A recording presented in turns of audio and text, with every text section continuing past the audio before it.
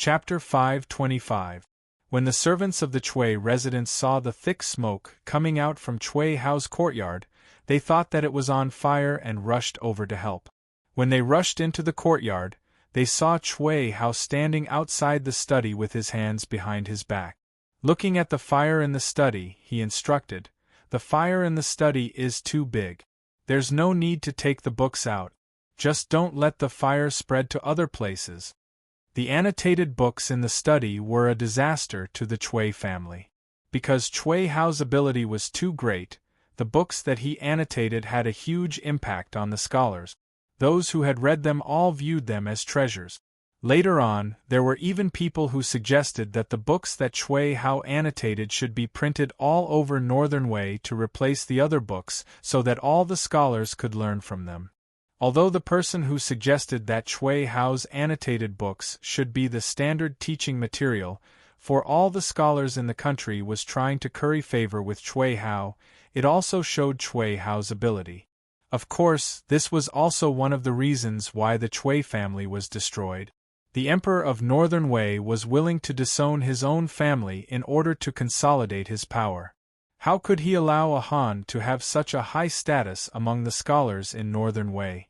The real reason was that the Xianbei royal family could not tolerate a Han nobleman who had a strong Han background sitting in Northern Wei and threatening their rule. Others might not know the reason why the Chui family was destroyed, but Xia Pingan was very clear about it. The reason for the destruction of the Chui family was because of the literary prison. This was a fatal trap that the Northern Wei royal family had set for Chui Hao. The royal family was the one who wanted the history of the country to be revised, and the one who ordered Chui Hao to write the true records was also the royal family. After the history books were completed, they carved them into stone tablets and displayed them to the Xianbei nobles in the capital. In the end, because the history books were filled with the bad deeds of the Xianbei ancestors, the evil of the country was exposed. Using the history books to instigate the wrath of the Xianbei nobles was also the royal family. Looking at the books in the room being burned to ashes, Xia Pingan finally let out a sigh of relief. As long as no one was hurt, it was not a big deal to burn down a study room. The Chui clan of Qinghe was one of the 4 great clans of Northern Wei.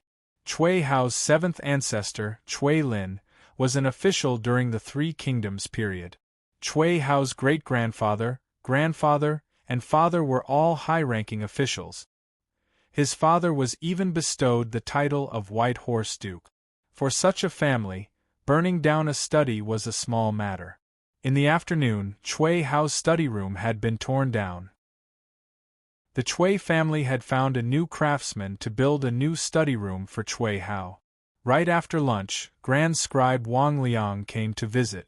After hearing Ming of Sila's intentions, Xia Pingan heaved a sigh of relief in his heart. He secretly thought that he had lit the fire at the right time. "Lord Wang, I'm sorry. My study caught fire today, and all the books in the room have been burned to ashes. My decades of hard work is also gone. The book 10 Wings that I annotated is also gone," Xia Pingan said bitterly as he shook his head. How did it catch fire?" Wang Liang also had a look of shock and pity on his face. "Perhaps I was in too much of a hurry to enter the palace this morning and accidentally knocked over the lampstand in the study room when I left. Sigh, this is also a tribulation. A few days ago, I divined that my residence might catch fire, but I didn't expect it to land in my study room. Last time, Lord Zhou Dan, the imperial physician, said that he was lucky enough to come here and read Lord Chui's annotated version of 10 Wings. He was so shocked that he was enlightened. There were many things in the Book of Changes that he didn't understand. After reading Lord Chui's annotated version of 10 Wings, he instantly understood them. I wanted to be thick-skinned and borrow it to study. What a pity, what a pity. Recently, my energy has been lacking and I've been feeling dizzy. As for those books, I can only slowly recover my energy and annotate as many as I can recall. In the next 3 to 4 months, Xia Pingan pretended to be ill. He said that his study room had caught fire, and all the books that he had annotated in the past had been burned to ashes. He was sad and depressed, and basically stayed at home. Every day, he would regulate his qi circulation and exercise his body. When he was free, he would observe the descendants of the Chui family to see if he could find any useful talents. There was no other way. Chui Hao was good at everything. His intelligence was almost monstrous, and he was also very handsome. He often compared himself to Zhang Liang, but his body was a little weak. Even the history book said that Chui Hao looked like a woman. He was handsome, but his body was not strong. There were no records of Chui Hao's descendants in the history book. Perhaps it was because Chui Hao was weak and had no children. When Tua Baisi heard that Xia Pinggan's study room had been burned, he was sad and depressed. He even personally asked the palace eunuchs to send Xia Pinggan hundreds of new books and some medicine, and urged Xia Pinggan to take care of his body. These books were not cheap in this era. Cultivating the Tao Yin required at least 100 days to build the foundation. After 3 to 4 months of training, Chui Hao's meridians were opened, his internal organs were harmonized, and he gradually improved.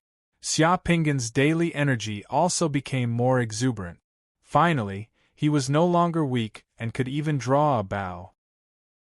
Among the descendants of the Chui family, Chui Hao also found a few talents that could be used. With a better body, there were many things that could be done. Xia Pinggan began to inspect the Chui family's fields and properties. Chui Hao of the Chui family in Qinghe had Chui Lin as their ancestor. Since it was a big family, it was needless to say that they were rich. The whole family had more than 10 fields and various businesses. They were very rich. After a round of inspection, Xia Pinggan had a plan in mind. He began to plan. Since he was Chui Hao now, he naturally had to avoid the tragic fate of the families related to Chui Hao. This era was too chaotic. The Sima family in the south was not a good family, and there were many strong families in the north. They could change their banners at any time. He did not have to talk about dominating, but at least he had to ensure that Chui Hao's line could continue. After being in the Realm Pearl for more than 4 months, Xia Pinggan made some preparations and entered the courtyards of the Chui family's backyard for the first time. Seeing Xia Pinggan coming in with a box in his hand, the 2 maids at the entrance of the backyard were shocked. They did not expect Chui Hao to come here. Chui Hao almost never came to the backyard. The relationship between the master and the madam was not harmonious. Although they were in the same family, they basically avoided each other. Everyone in the Chui family knew that. A few months ago, the master's study was burned. When the madam found out, she only sent her personal maid to ask about it. After finding out that the master was fine, she did not care about it anymore. "Greetings, master." The maid in the backyard hurriedly bowed to Xia Pinggan. "Is the madam back?" Xia Pinggan asked while knowing the answer. He knew that the madam had just returned from burning incense in the temple today, so he deliberately asked. Chui Hao's 2 wives were both daughters of Gui Yi of the Taiyuan family. They were sisters. Madame Gui died a few years after marrying Chui Hao, and then Madame Gui married Chui Hao. This was a political marriage between the Chui family and the Gui family. It was a union of interests, so there was not much affection between them. In addition, Chui Hao was proficient in yin and yang mathematics and advocated Taoism, while Madame Gui believed in Buddhism. Their beliefs were different. The conflict between Buddhism and Taoism was particularly fierce in this family. Chui Hao once burned the Buddhist scripture that Madame Gui was reading to ashes and flushed it into the toilet. Madame Gui also came from a rich family, so she naturally did not treat Chui Hao well. Although the husband and wife maintained a husband and wife relationship, they had been in a cold war for a long time. Xia Pinggan muttered. There was another reason why Chui Hao did not have an heir. Maybe the relationship between Chui Hao and his wife was very bad. "The madam has returned and is in the cloud hall," the servant girl said in a panic. The Xianbei nobles of Northern Wei had many believers in Buddhism. When Cui Hao advocated Taoism and suppressed Buddhism, he had unknowingly offended many Xianbei nobles and was hated by many of them. This was also one of the reasons why the Cui family would be destroyed in the future. The ones who wanted to suppress Buddhism were actually the Northern Wei imperial family. The prosperity of Buddhism in Northern Wei had also threatened the Northern Wei imperial family's rule. Xia Pingan walked towards the rear courtyard. As for the two maidservants, one led the way for Xia Pingan, while the other hurriedly went to report. The Cloud Hall was the place where Madame Guo prayed and chanted scriptures at home. After passing through the winding corridor and the lotus pond, Xia Pingan quickly arrived at the Cloud Hall. Standing outside the Cloud Hall, Xia Pingan saw a woman with a head full of fine black hair with a golden hairpin. She wore a long green dress and was currently reciting sutras in front of the Buddha statue in the shrine. The woman's back was extremely beautiful and graceful. She had the temperament of a socialite from a respectable family. Outside the Cloud Hall, there was an even older servant girl. She was the personal servant that Madame Guo had brought from the Guo family. Seeing Xia Pingan walk over, the servant girl was surprised. She looked at Xia Pingan cautiously and hurried into the Cloud Hall to report.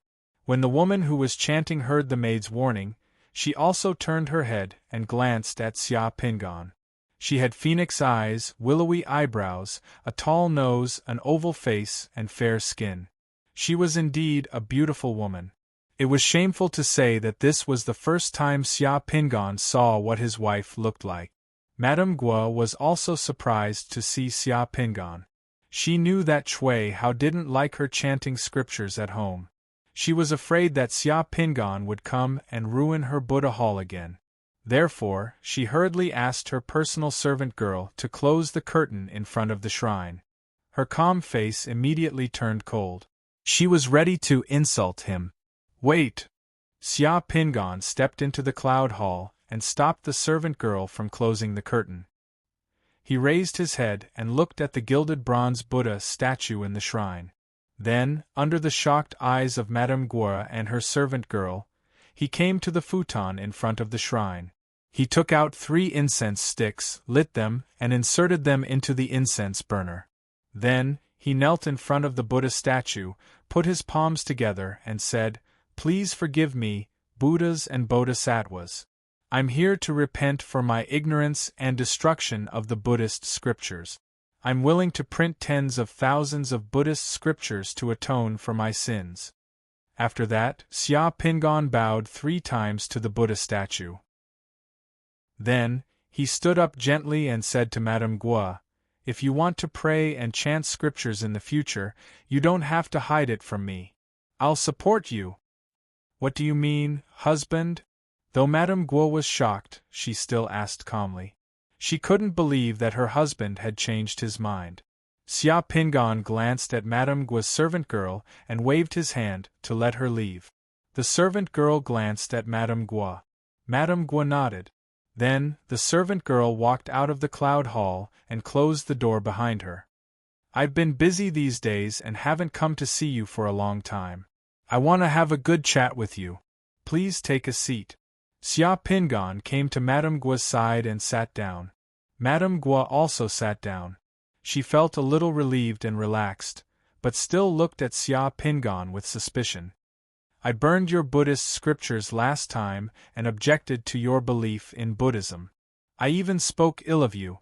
It's my fault. Today, I'm here to apologize to you."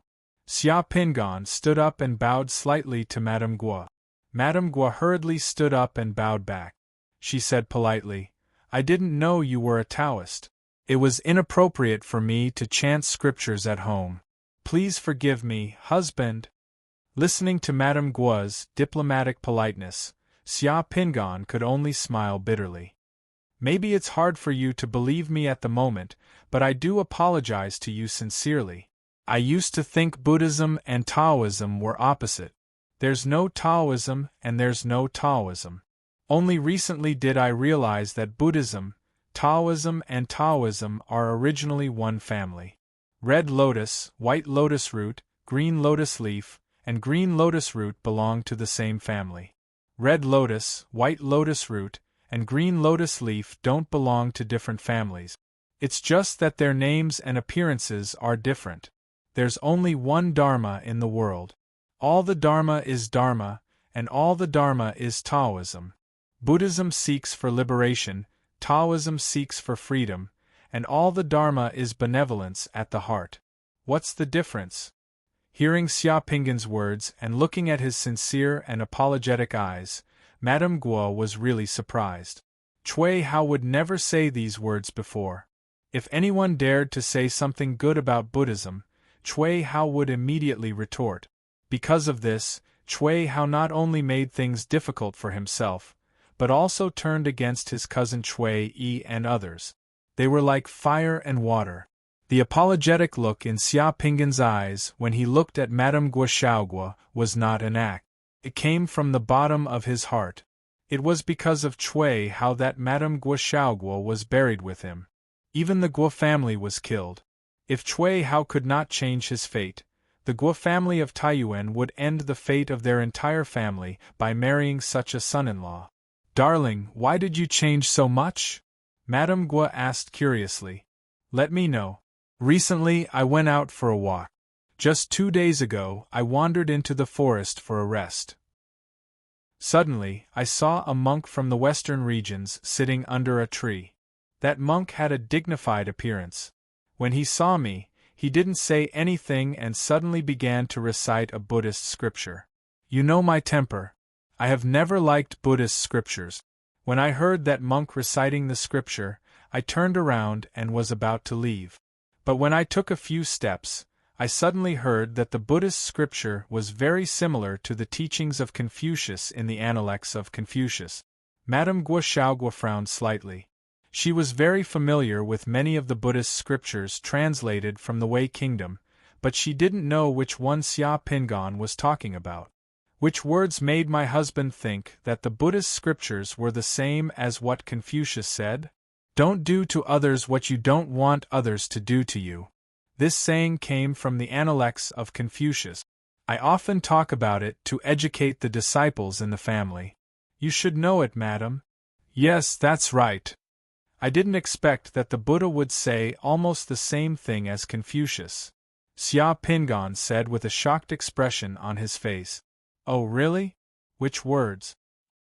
A kind man says that the bodhisattvas are not his own and do not impose on things. If the bodhisattvas guard this dharma, they can break all the prohibitions of the Buddhas. Why? If one cherishes his life, he shouldn't kill. If one values his property, he shouldn't steal. If one protects his wife, he shouldn't violate her. All these are the same dharma. If a kind man obeys the words of Buddha, he should always remember this dharma. Why?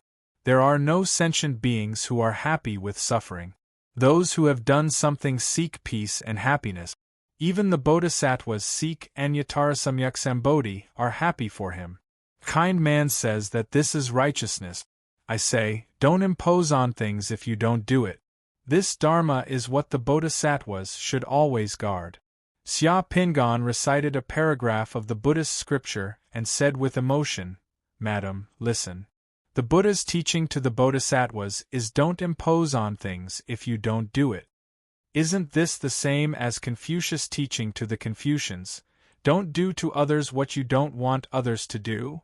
That day in the forest, I heard this saying and felt shocked. I suddenly understood and realized that I had misunderstood Buddhism before. Don't impose on things if you don't do it. Don't impose on things if you don't do it. Madame Guo was shocked.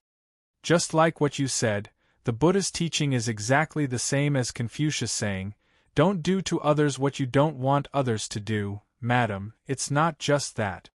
Xiaopinggan also became spirited and immediately began to speak. There are also scriptures in the Buddhist scriptures that say this. Good man, as you asked, what is the dharma that is like coming and going? A kind man has no less dharma is the Buddha's realization. Why? The Buddha's realization is not realized.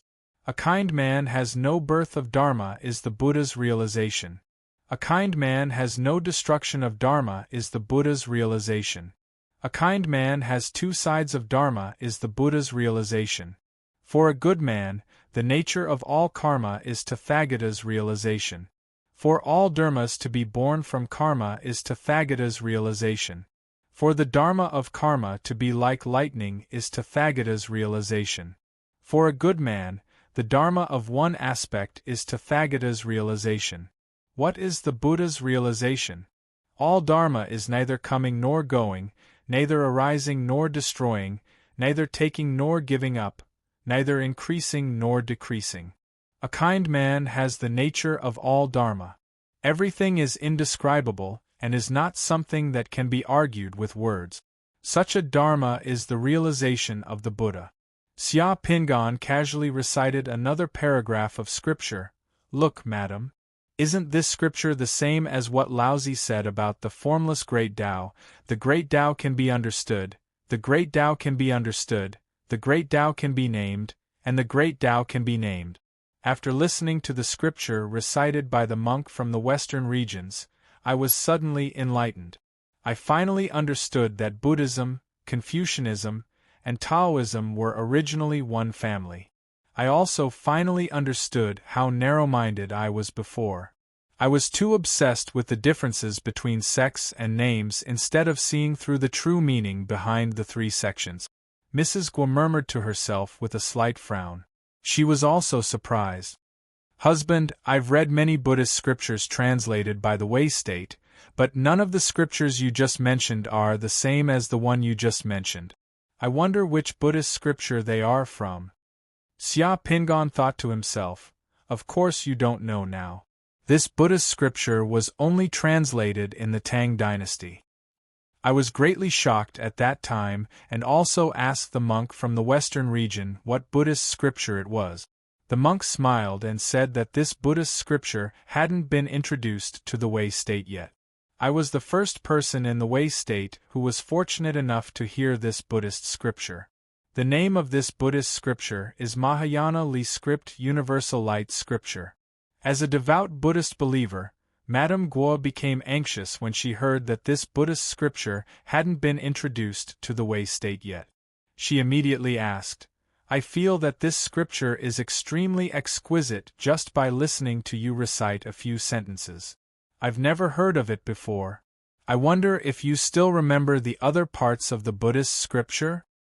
Madam, you know that I've always had a good memory. It's strange that when I heard the Western region monk recite this Buddhist scripture, I immediately remembered the entire scripture in my head. However, that Western region monk disappeared for some reason. Today, I came to see you because I wanted to give this scripture to you and share it with you. As Xia Pingan spoke, he opened the wooden box he brought and took out an exquisitely bound thin book from the top of the wooden box and handed it to Madame Guo. Madame Guo flipped open the Buddhist scripture. After just a few glances at the scripture, she couldn't put it down and her eyes lit up.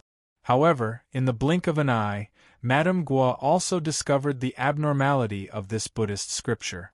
This Buddhist scripture wasn't copied, but printed. Moreover, the printing was extremely exquisite. The words of the scripture were arranged neatly and the characters were beautiful. It was very pleasing to the eye. Few Buddhist scriptures that could be seen in the market could be printed so exquisitely. My dear, why is this Buddhist scripture so exquisite? Xia Pingan smiled and finally revealed the second reason why he came to see Madame Guo.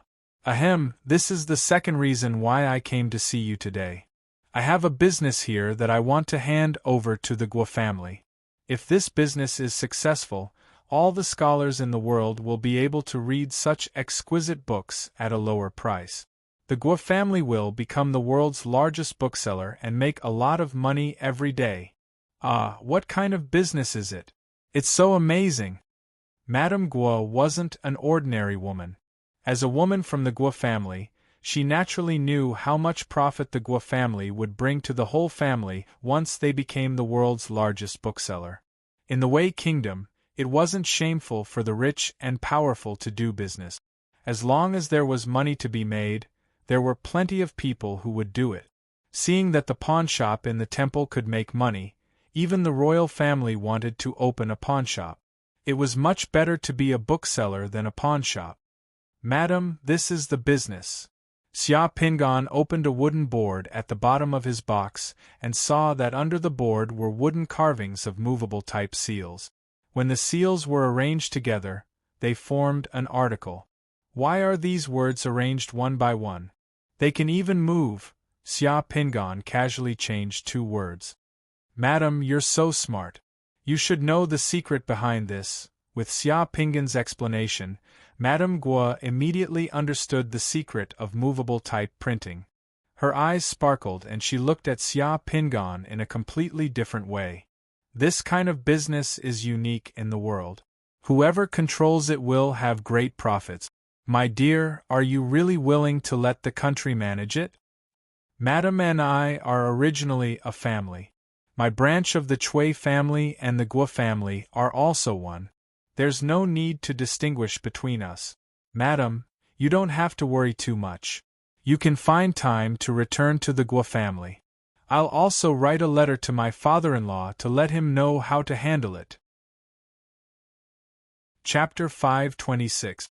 Before entering the Northern Wei Imperial Palace with eunuch Qian, Xia Pingan raised his head and looked at the sky again. He had already been in this world for a few years. In these few years, he had been summoned by Tuaba Si many times to inquire about astronomical phenomena. Every time, the results proved that he was right. Tuaba Si was convinced, and the entire Northern Wei treated him as a godlike existence. In the sky, the stars were shining brightly, but Mars had disappeared. In the entire Northern Wei capital, from the imperial palace to the mansions of the nobles, countless people were gathered in their courtyards. They were like crowing roosters as they stared at the sky with uneasiness in their hearts. Last night, Mars had suddenly disappeared from the sky. In just a day, the entire capital of Northern Wei was filled with rumors. Until tonight, there was still no sign of Mars in the sky. Thus, Tua Basi invited Xia Pingan to the palace to inquire. Mars was Mars. People living in the future would find it hard to imagine the importance of astronomical phenomena in the ancient times. If the weather forecasts, earthquake warnings, political upheavals in various countries, and war intelligence were all added together, the importance of this was almost the same as the interpretation of astronomical phenomena in this era. The study of astronomical phenomena was known as the 7 governance in ancient times. The 5 planets of metal, wood, water, fire, and earth, as well as the sun and the moon, made up a total of 7. The study of the 7 most important celestial bodies was known as the 7 governance. Those who truly grasped the 7 governance were the experts of this era. "Lord Chui, please hurry. His Majesty is getting anxious," Eunuch Qian said to Xia Pingan in a low voice as he led the way. "His Majesty trusts Lord Chui the most now."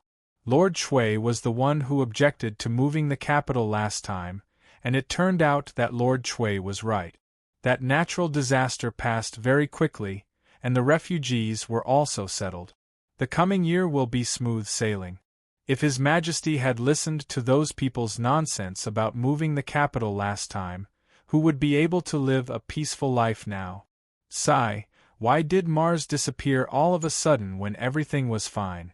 Everyone was in a state of panic, and in just one day there were all sorts of rumors in the city. Eunuch Qian, there is no need to worry. Mars didn't disappear. It's just that its trajectory is erratic and hard to observe.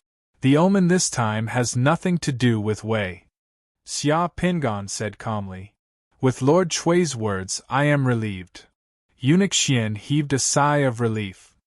Very quickly, Eunuch Qian brought Xia Pingan to a garden in the imperial palace. Tuoba Si was not in the main hall. Instead, he was in the garden. He raised his head and frowned as he observed the weather. A few professors and officials from the imperial astronomer stood beside Tuoba Si, trembling in fear. Their faces were filled with fear. Mars was an ominous star. Everyone was afraid of Mars because of its anomalies. Seeing Xia Pingan walk over with a calm expression, Tuoba Si was relieved. The others also heaved a sigh of relief, as though they had seen their savior. When Tuoba Si asked about the omen of Mars, no one dared to speak or explain. They were afraid of losing their heads if they said the wrong thing. Now that Lord Chui was here, there was nothing to be afraid of. The entire Wei knew of Lord Chui's abilities. He was a divine strategist who was proficient in astronomy and geography. If there was something they didn't know, they could always ask Lord Chui. The group of professors and officials from the Imperial Astronomer hurriedly bowed to Xia Pingan. When Xia Pingan walked over, they automatically retreated and listened attentively. Minister Chui, look at the sky. Why did Mars disappear? Mars is an ominous star. Is this omen unfavorable to Wei? Tuoba Si asked anxiously. Xia Pingan looked at the sky and adjusted his expression. Your Majesty, according to the legend of the Zhuo family of the spring and autumn annals, when the gods descend on Shen, they will offer sacrifices. Based on the date, I can deduce that Mars disappeared on the evening of the 7th lunar month. There were dark clouds in the sky during the Xin Wei dynasty. In other words, the disappearance of Mars was indeed the arrival of a star of calamity. It was a bad omen, a bad omen. When Xia Pingan said this, the doctors and the officials of the Imperial Astronomer trembled. Their faces were filled with fear. Tuoba Si's face also turned ugly. Minister Chui, is there a way to resolve this omen? Tuoba Si quickly asked. Don't worry, Your Majesty. The disappearance of Mars in Gung and Wei means that it belongs to Qin. This means that this calamity has nothing to do with the Wei kingdom. It will be reflected on the land of Qin, that is, the emperor of the great Qin Empire. Yao Xing Mars will be a fire, and it will be assigned to the land of Qin. In the coming year, the land of Great Qin will most likely be barren, and weapons will rise from within. That Yao Xing is already advanced in age.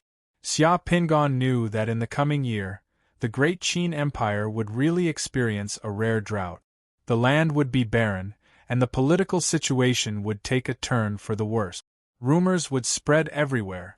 Yao Xing's third son, Yao Bai, wanted to take the throne from his eldest son, Yao Hong, and started a rebellion.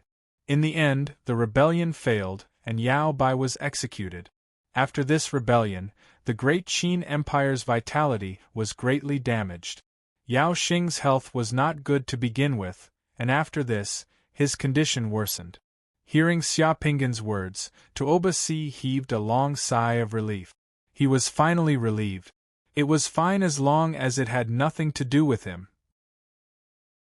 But on second thought, Tuoba Si's face turned solemn again. He ordered the people around him. You all heard what Lord Chui said just now. These words are to be kept in the imperial garden and are not to be leaked out. If the Empress knows about it, I will investigate and behead you. Everyone in the garden hurriedly nodded, not daring to say anything. Tuoba Si's Empress was Yao Xing's daughter. A few years ago, when the rabbit entered the palace, Xia Pingan divined for Tuoba Si that Yao Xing would send a princess the next year. The next year, the Great Qin sent a princess. Following this, Tuoba Si waved his hand and had everyone leave, leaving Xia Pingan alone in the garden pavilion to talk. I heard that Minister Chui gave birth to Liner a few days ago. I haven't congratulated Minister Chui yet. In these 2 years, Minister Chui's body has been getting stronger and stronger, and your complexion is much better than before. I wonder if Minister Chui has any methods to maintain your health? To be honest, there are many concubines in the palace. Although I am still young, I feel that I am not as good as I used to be. Tuoba Si actually started to tell Xia Pingan about his troubles as a man. Reporting to Your Majesty, the less one desires, the better one's health. I've only suddenly realized this truth in the past 2 years. In the past few years, I've racked my brains to write books and establish theories. I've been worrying about a lot of things. A few years ago, my study caught fire, and the fire turned my decades of hard work into nothing. Instead, I've accepted it, put down the book, and left everything to fate. When I have time, I'll walk around and take a look. I'll read the great essays of the world in the mountains and rivers of Jianghu. Tuoba Si shook his head and said, "What a pity, what a pity! I have long heard that Minister Chui's commentary on the classics is the best in Wei Kingdom. I didn't expect that it would be burned down. Is it true that Minister Chui met a strange monk and received a volume of the Mahayana Li script Universal Light Scripture?" "That's indeed the case. That strange monk came and went without a trace. He was rather miraculous. From the beginning to the end, he did not mention his name. Later on, my wife and I visited many temples, but we did not find any trace of that strange monk. Now that I've been reading the Mahayana Li script Great Light Sutra every day, I feel that my secular thoughts have disappeared. My husband and I are harmonious." Tuoba Si originally wanted to talk to Xia Pingan about the matter of destroying the Buddha. However, he found that Chui Hao was not interested in it at all. Chui Hao seemed to be aloof from worldly affairs, so he stopped talking about it. Before Xia Pingan left the palace, he asked the eunuch beside him to reward him with some silk. Xia Pingan returned to his study. As soon as he sat down, Chui Ming, a disciple of the Chui family, asked to see him. "Greetings, uncle. How's it going?" Seeing that there was no one around, Chui Ming took out a cloth bag from his chest, opened it, and handed it to Xia Pingan. In the cloth bag, there was a pitch-black iron pipe as thick as a thumb. "How many pipes can you produce per month?" According to eldest uncle's method, Chui family's workshop could produce 210 iron pipes per month. The farmsteads that we recruited from the victims all had a bumper harvest this year. Eldest uncle bestowed the farmsteads to those victims. Those victims are willing to sacrifice their lives for our Chui family. The horse caravan that we recruited from those victims has already entered western Liang. Xia Pingan looked at it and nodded slightly. He thought to himself, "Finally, I have some ability to protect myself." Everything was as Chui Hao had expected. In the second year, the Qin kingdom was indeed in dire straits. Tuoba Si relied on Chui Hao more. A few years had passed when Xia Pingan entered the palace again to interpret the astronomical phenomena for Tuoba Si. In the third year of Taichung, a comet dragged a long tail across the sky for more than 80 days. The comet left the planet of Tianjin, passed through the Big Dipper, and swept past the crepe myrtle. Many people had never seen such an astronomical phenomenon in their entire lives. It caused the entire northern way to be terrified.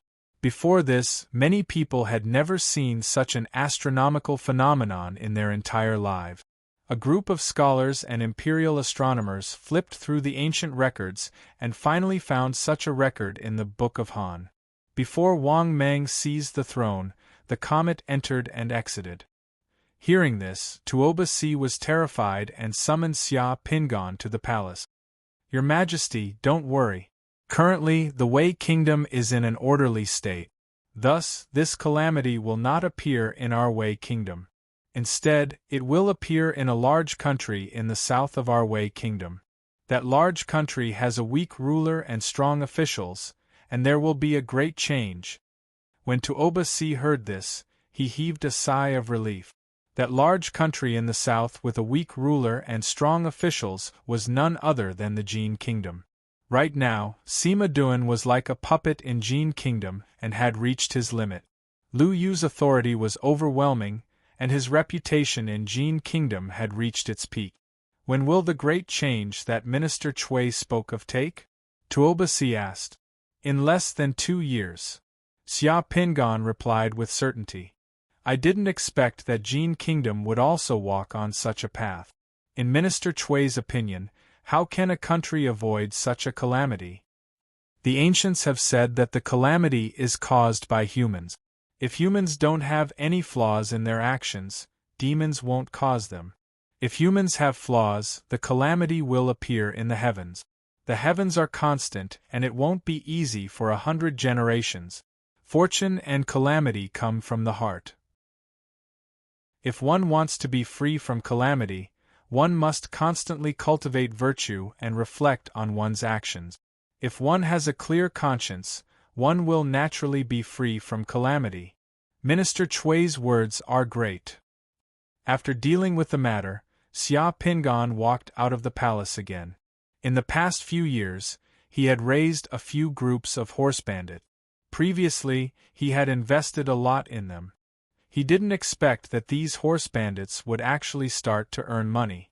They ran amok in the north, plundering wealth, and had become a powerful force in his hands. Xia Pingan was thinking about whether he should play a big game and completely change history to obtain more divine power. Without any warning, the world in the world pearl shattered. Chapter 527. The next day at 1:55 p.m., the weather in Paris was clear.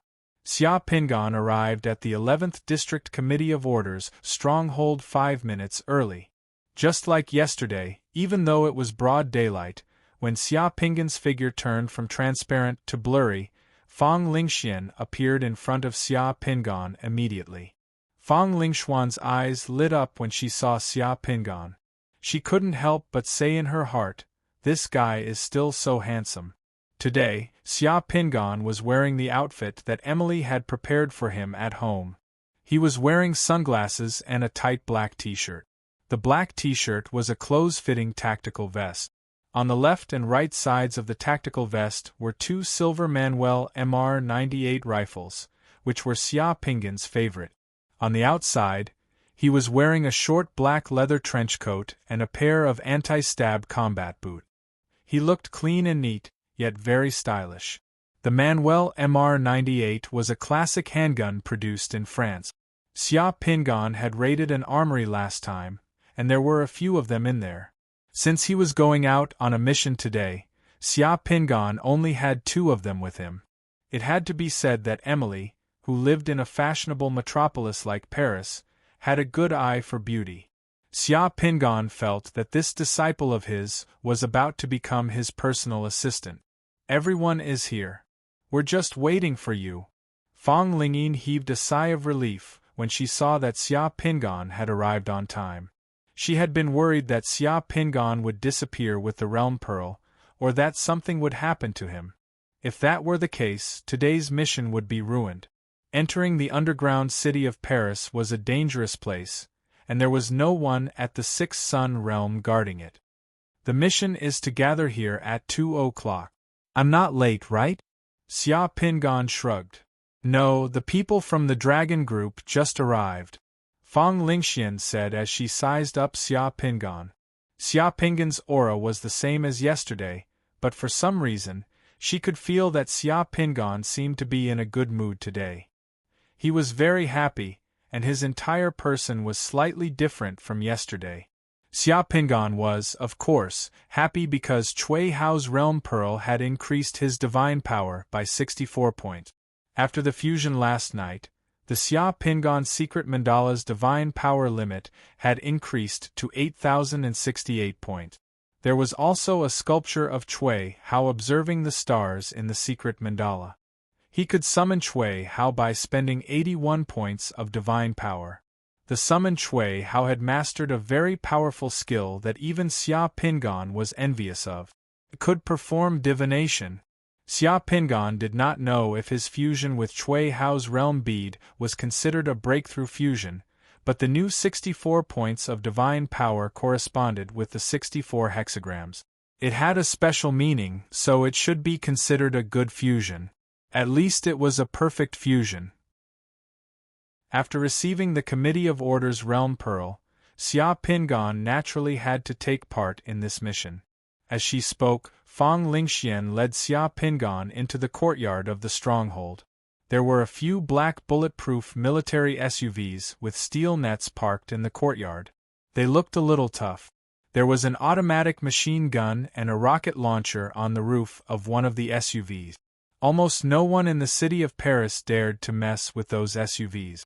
Tu Pelu, Fang Lingshan, and Li Yunzhou were already in full summoner combat uniforms. They were chatting with a few others in the courtyard. Xia Pingan didn't see Tu Pelu's broadsword. They didn't carry much heavy equipment.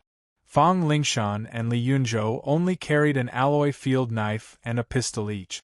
Xia Pingan guessed that one of them had fused with a space equipment. Li Yunzhou stood under the sun, looking a little sick.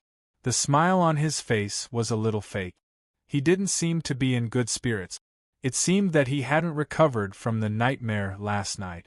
When Tu Polu and Fang Lingshan saw Xia Pingan and thought of the dream last night, their expressions became a little strange. Up until now, they were actually still a little suspicious about the dream that Xia Pingan sent last night. Of course, they didn't tell anyone about their dream. There were 5 people chatting with Tu Polu and Fang Lingshan. 4 men and 1 woman. One of them was at the 2 Sun Realm, 3 at the 3 Sun Realm, and 1 at the 5 Sun Realm. They were also fully armed. This combination was about the size of a small team. At the same time, the 5 of them all had the aura of elite summoners. They were obviously different from ordinary summoners. When he saw them, 2 words instantly flashed through Xia Pingan's mind: Dragon Group. The Dragon Group was an organization of Huaxia summoners. It was powerful and had many members. Because Huaxia's population was many times that of the Great Fire Country, Huaxia's Dragon Group was several times larger and more powerful than the Great Fire Country's Committee of Order.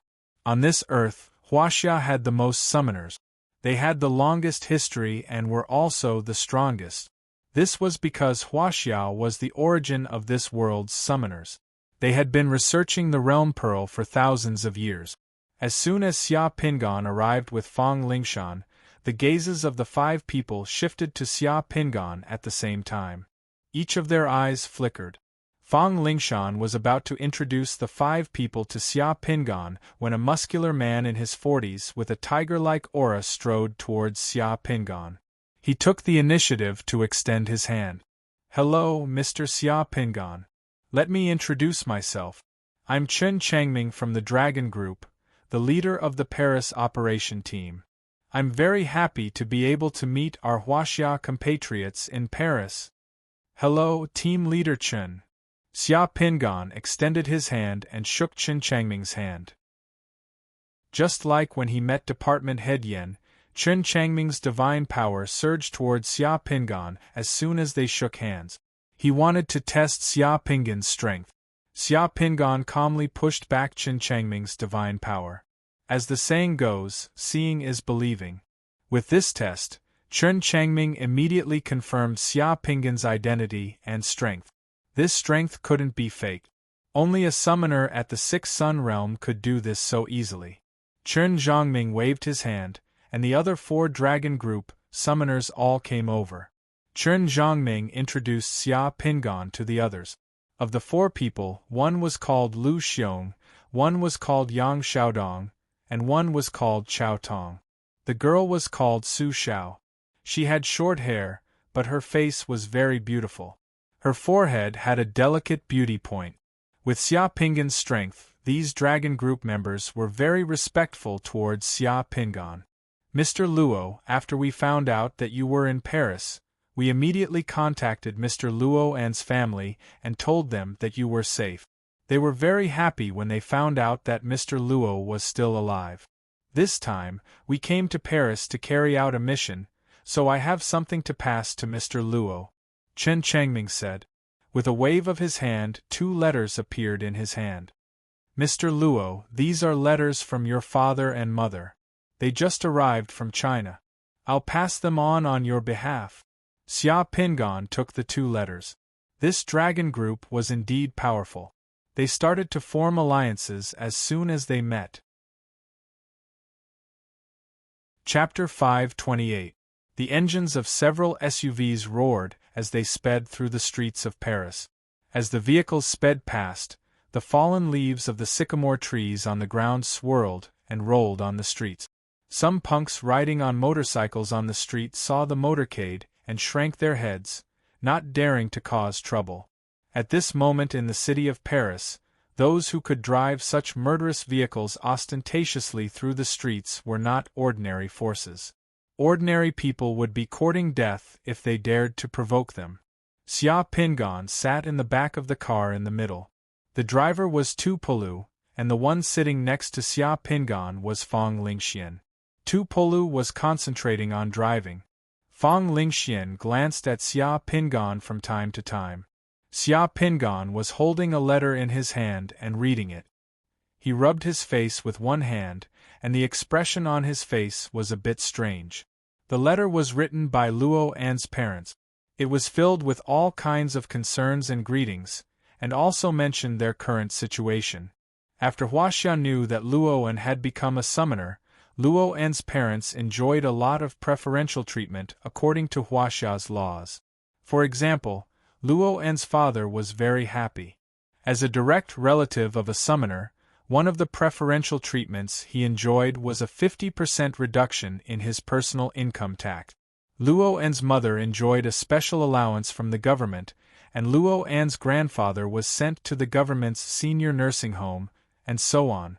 In Huaxia, if one person became a summoner, the whole family would be honored. This was not an exaggeration. Although Luo An's parents had divorced and formed their own families, because of Luo An, they could still enjoy a lot of benefits because their son was a summoner.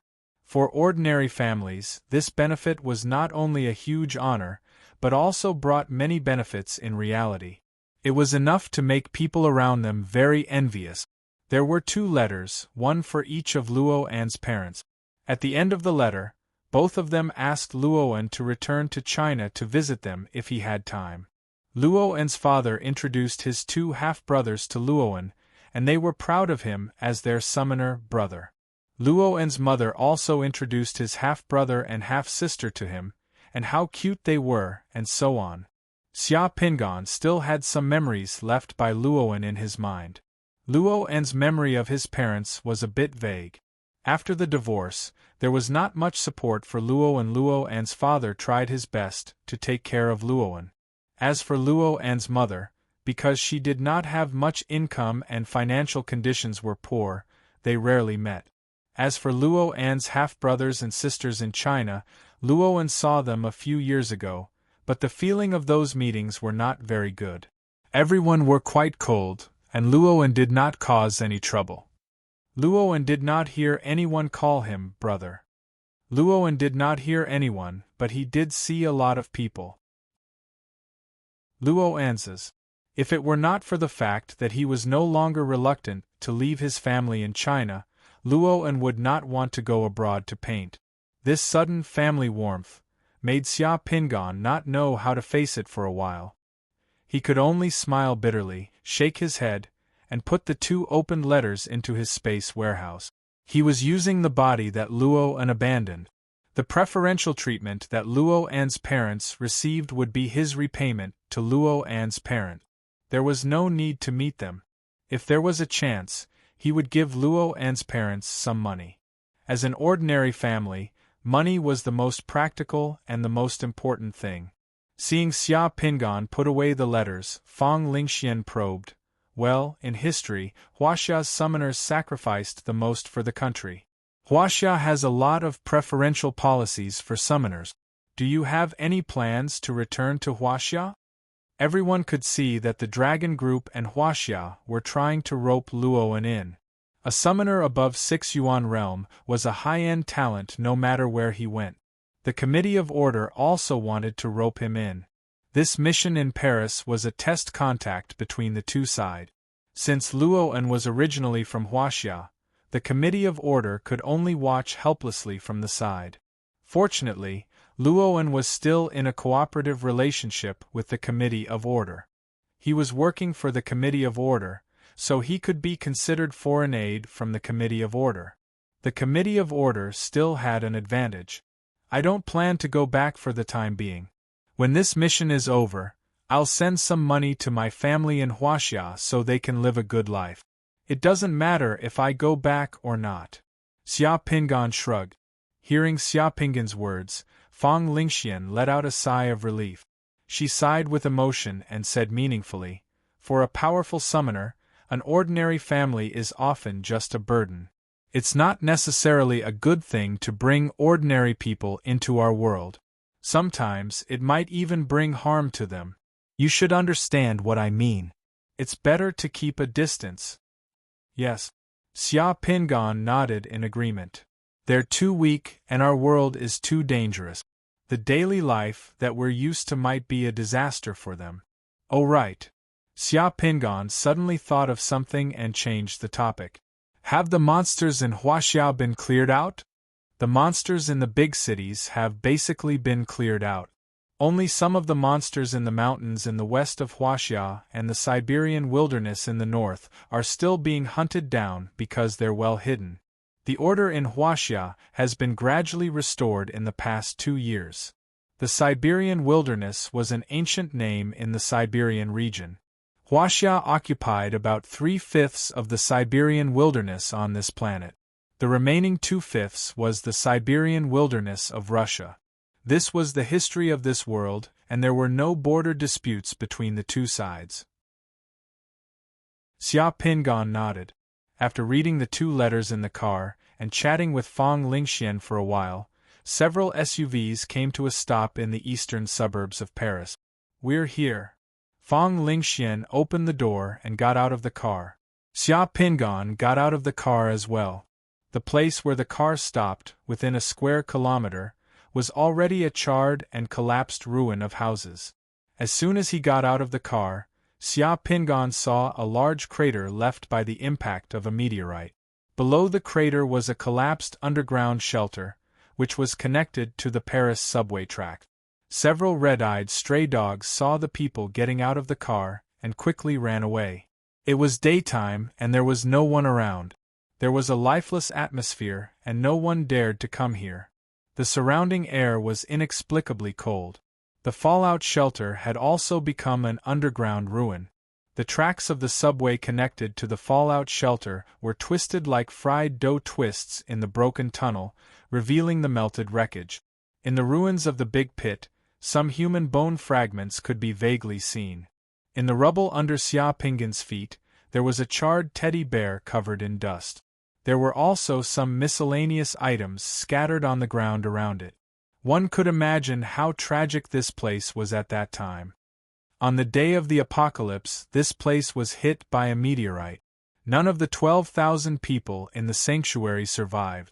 The surrounding town was also completely flattened by the impact of the meteorite's explosion. According to the information we received, Sasa and the Doomsday Gang once had abnormal activities here. We'll enter from here, Fang Lingyin said as she led the way into the crater. The people around her followed one by one. Kacha, kacha. They walked down the slope of the ruins. From time to time, they would step on the broken bone fragments under their feet, making cracking sound.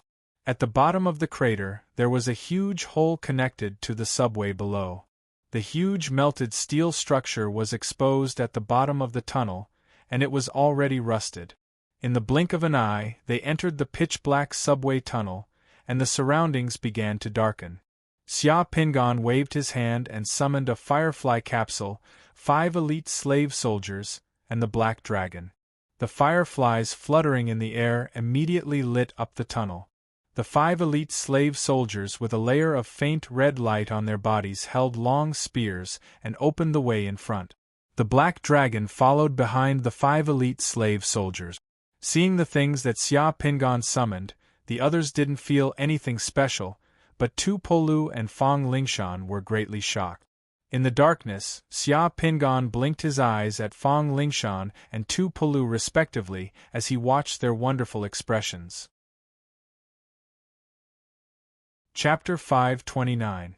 If there was no one else in the tunnel at this time, Tu Polu and Fang Lingshan might have pulled Luowen aside and questioned him. This was too shocking. Could it be a coincidence? If it wasn't a coincidence, then how could they explain the dream last night? How did Xia Pingan know Luowen? This question was puzzling, but it wasn't the main point. More importantly, how could Xia Pingan appear in their dreams? Legend had it that only the dead could appear in their dreams. Could it be that Xia Pingan had already? Tu Polu and Fang Lingshan were both dumbfounded. They were shocked beyond words. However, this wasn't the time to ask questions. They could only keep this matter in their hearts. They each summoned 2 slave soldiers and continued to search the tunnel with the team. Li Yunzhou summoned 4 warriors with shields and daggers and leather armor.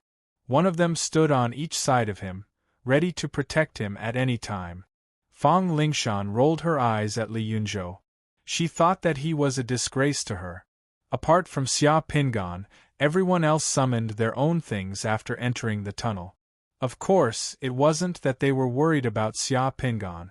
It was just that for a summoner, having 1 or 2 of their own summoned creatures in such an environment would allow them to react faster and feel more at ease. Fang Lingxian also summoned 2 slave soldiers. At the same time, she handed 2 nuclear radiation detection devices to the 2 slave soldiers. The 2 slave soldiers carried the devices and walked in the middle of the team to check the situation in the tunnel. The devices made buzzing sounds in the tunnel like radio noise. If there was any abnormal radiation in the surroundings, the devices would sound an alarm. Chen Zhongming of the Dragon Group summoned 2 fierce tigers, one at the front and one at the back, following the team. The other members of the Dragon Group also summoned their own slave soldiers, archers, and wild wolves to follow the team. Yang Xiaodong of the Dragon Group also brought 2 radiation detection devices to the elite slave soldiers that he summoned and followed the team.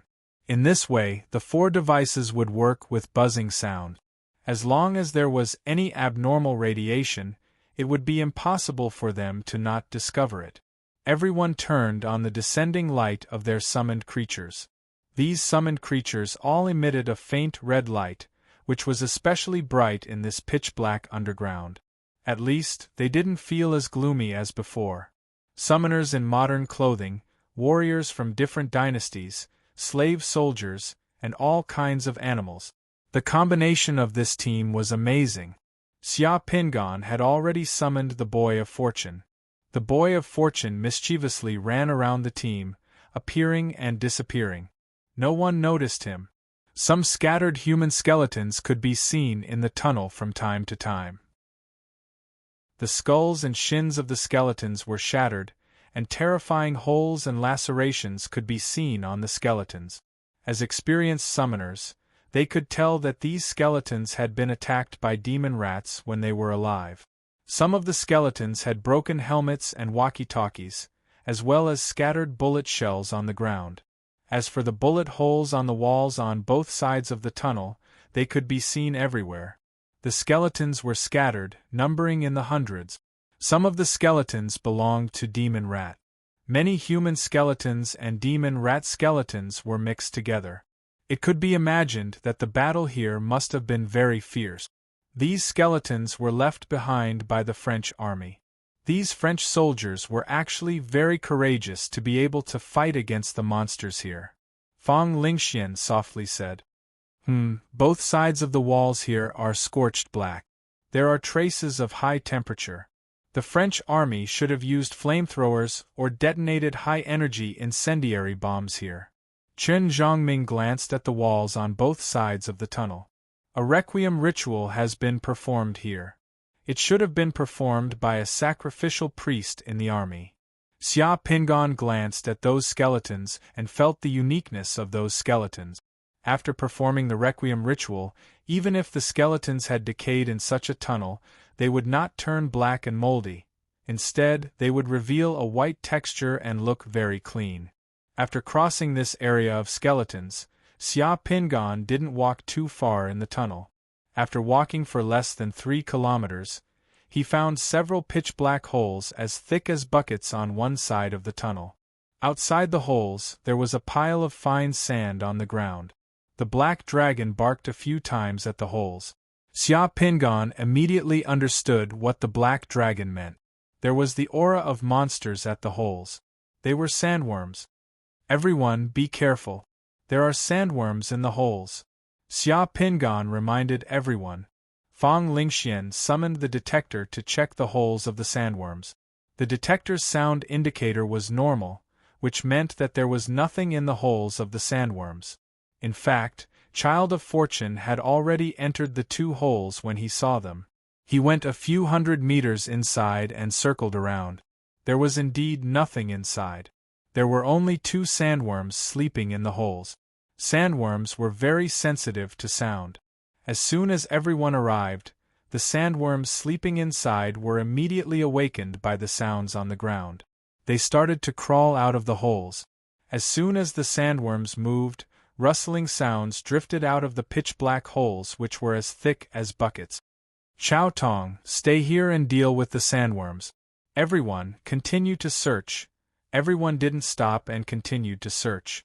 Only Chow Tong from the dragon group stayed behind. It was just 2 sandworms. For the summoners present, it was a piece of cake.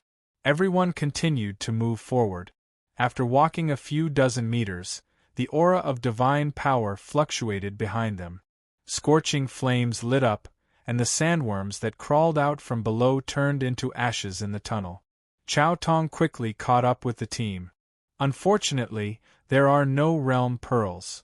In this kind of mission, if they obtained realm pearls, they would be distributed uniformly. There was no need to hand them over. Generally speaking, those who contributed the most would get the first pick. If there weren't enough to go around, they would exchange the realm pearls for money. Along the way, there were many damaged subway stations. The 2 sides of the tunnel were connected to many abandoned underground shelters.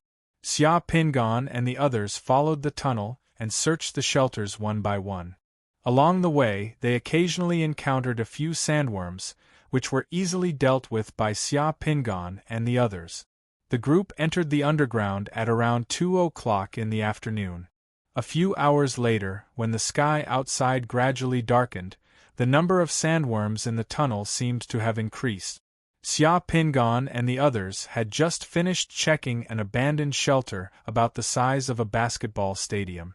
Just as they were about to leave the shelter, Li Yunzhou, who was standing guard outside the shelter, suddenly shouted, "Demon rats, so many demon rats." Chapter 530. Da-da. Da-da-da. After Li Yunzhou's shout, gunshots were heard from outside the building. Xia Pingon rushed out of the shelter and came to the tunnel outside. The dark tunnel had been covered with dense blood-red dots, which were the ferocious eyes of the demon rats. The entire tunnel was filled with rustling sounds. Hundreds of meters away, numerous demon rats drilled out of the collapsed tunnel, the entrance of the shelter, and the holes made by some sandworms. Like a black tide, they were surging towards them, which made their scalps numb. The one who opened fire was Li Yunzhou.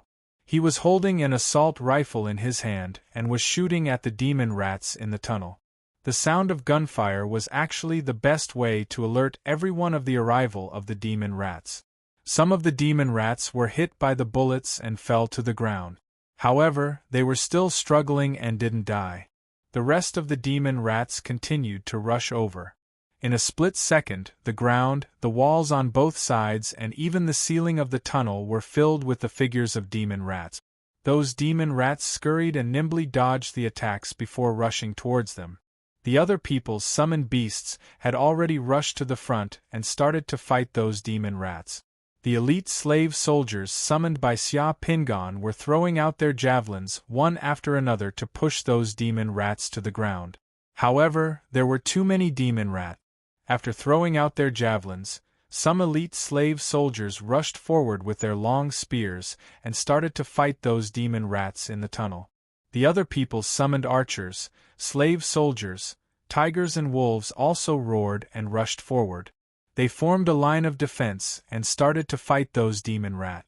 In a split second, the entire underground tunnel was filled with the ear-piercing shrieks and splashing blood of demon rats. The others also rushed out of the shelter. At the sight of so many demon rats, they were also astonished. How could there be so many demon rats in the underground of Paris? Fang Lingyu exclaimed. Closely after that, she threw out a fireball, burning a demon rat in the front into ashes. Chen Zhongming waved his hand, shooting out some icicles and nailing some more demon rats to the ground. There were too many demon rats. After killing 2 demon rats, a fierce tiger summoned by Chen Zhongming had been besieged by some other demon rats and disappeared in a split second. Another fierce tiger was also besieged by demon rats in the blink of an eye. At this moment, the other slave soldiers had been tottering. Only the elite slave soldiers summoned by Xia Pingan still displayed extraordinary battle strength. The 5 elite slave soldiers formed a battle formation like a flower petal. They closely leaned against each other and cooperated with each other. They could attack and defend at the same time. As the long halberds stabbed out forcefully and coldly like machines, all the demon rats who had rushed to the front of the 5 elite slave soldiers were pierced through by the long halberds of Xia Pingan's elite slave soldiers and fell down. In a split second, the demon rats that had fallen in front of the 5 elite slave soldiers had piled up more than 1 meter high. The demon rats in the back stepped on the corpses of the demon rats in front of them and kept rushing forward. The 5 elite slave soldiers fought as they moved forward and retreated in an orderly manner. Their long spears were still stabbing out forcefully like a blooming flower of thorns. Seeing this scene, the others all widened their eyes. Yes, compared to the elite slave soldiers summoned by others, the elite slave soldiers summoned by Xia Pingan were obviously different in terms of intelligence, fighting strength and cooperation. The dragon group's Yang Xiaodong also summoned an elite slave soldier. However, the elite slave soldier he summoned didn't last long after killing a few demon rat. It turned into light and dissipated. In the eyes of the others, the elite slave soldiers summoned by Xia Pingan didn't look like slave soldiers at all. Instead, they looked like the summoned creatures of other powerful military unit. The Black Dragon group had already retreated. F***ck, where did these demon rats come from? Tupolu had already taken out his machete. As he spoke, he had already killed 5 demon rats with the machete in his hand. However, there were still more demon rats rushing out. Tupolu had no choice but to retreat temporarily. Da-da-da-da. Da-da-da-da. Several members of the dragon group had assault rifles in their hands and were firing at the demon rat. The dense barrage of bullets tore open the flesh of the demon rats that were charging forward. Their bodies were constantly bursting with blood. More and more demon rats rushed forward, forcing the group to retreat. Everyone's fireballs and icicles kept flying towards those demon rat. The casting lights in the tunnel were colorful and mixed with the gunshot. It was extremely intense, but it couldn't stop the demon rats. Xia Pingan didn't say anything. He was unusually calm in the battle. With a wave of his hand, more than 10 icicles flew out and nailed the demon rats rushing towards Fong Lingshan to the ground. Fong Lingshan looked at him deeply. Child of Fortune wasn't idle at this time. When those demon rats rushed out, he had received Xia Pingan's order and quickly circled around the surrounding tunnels and underground caverns. He found a lot of useful information. There was a large pit under the collapsed shelter ahead. Most of the demon rats were rushing out of that pit.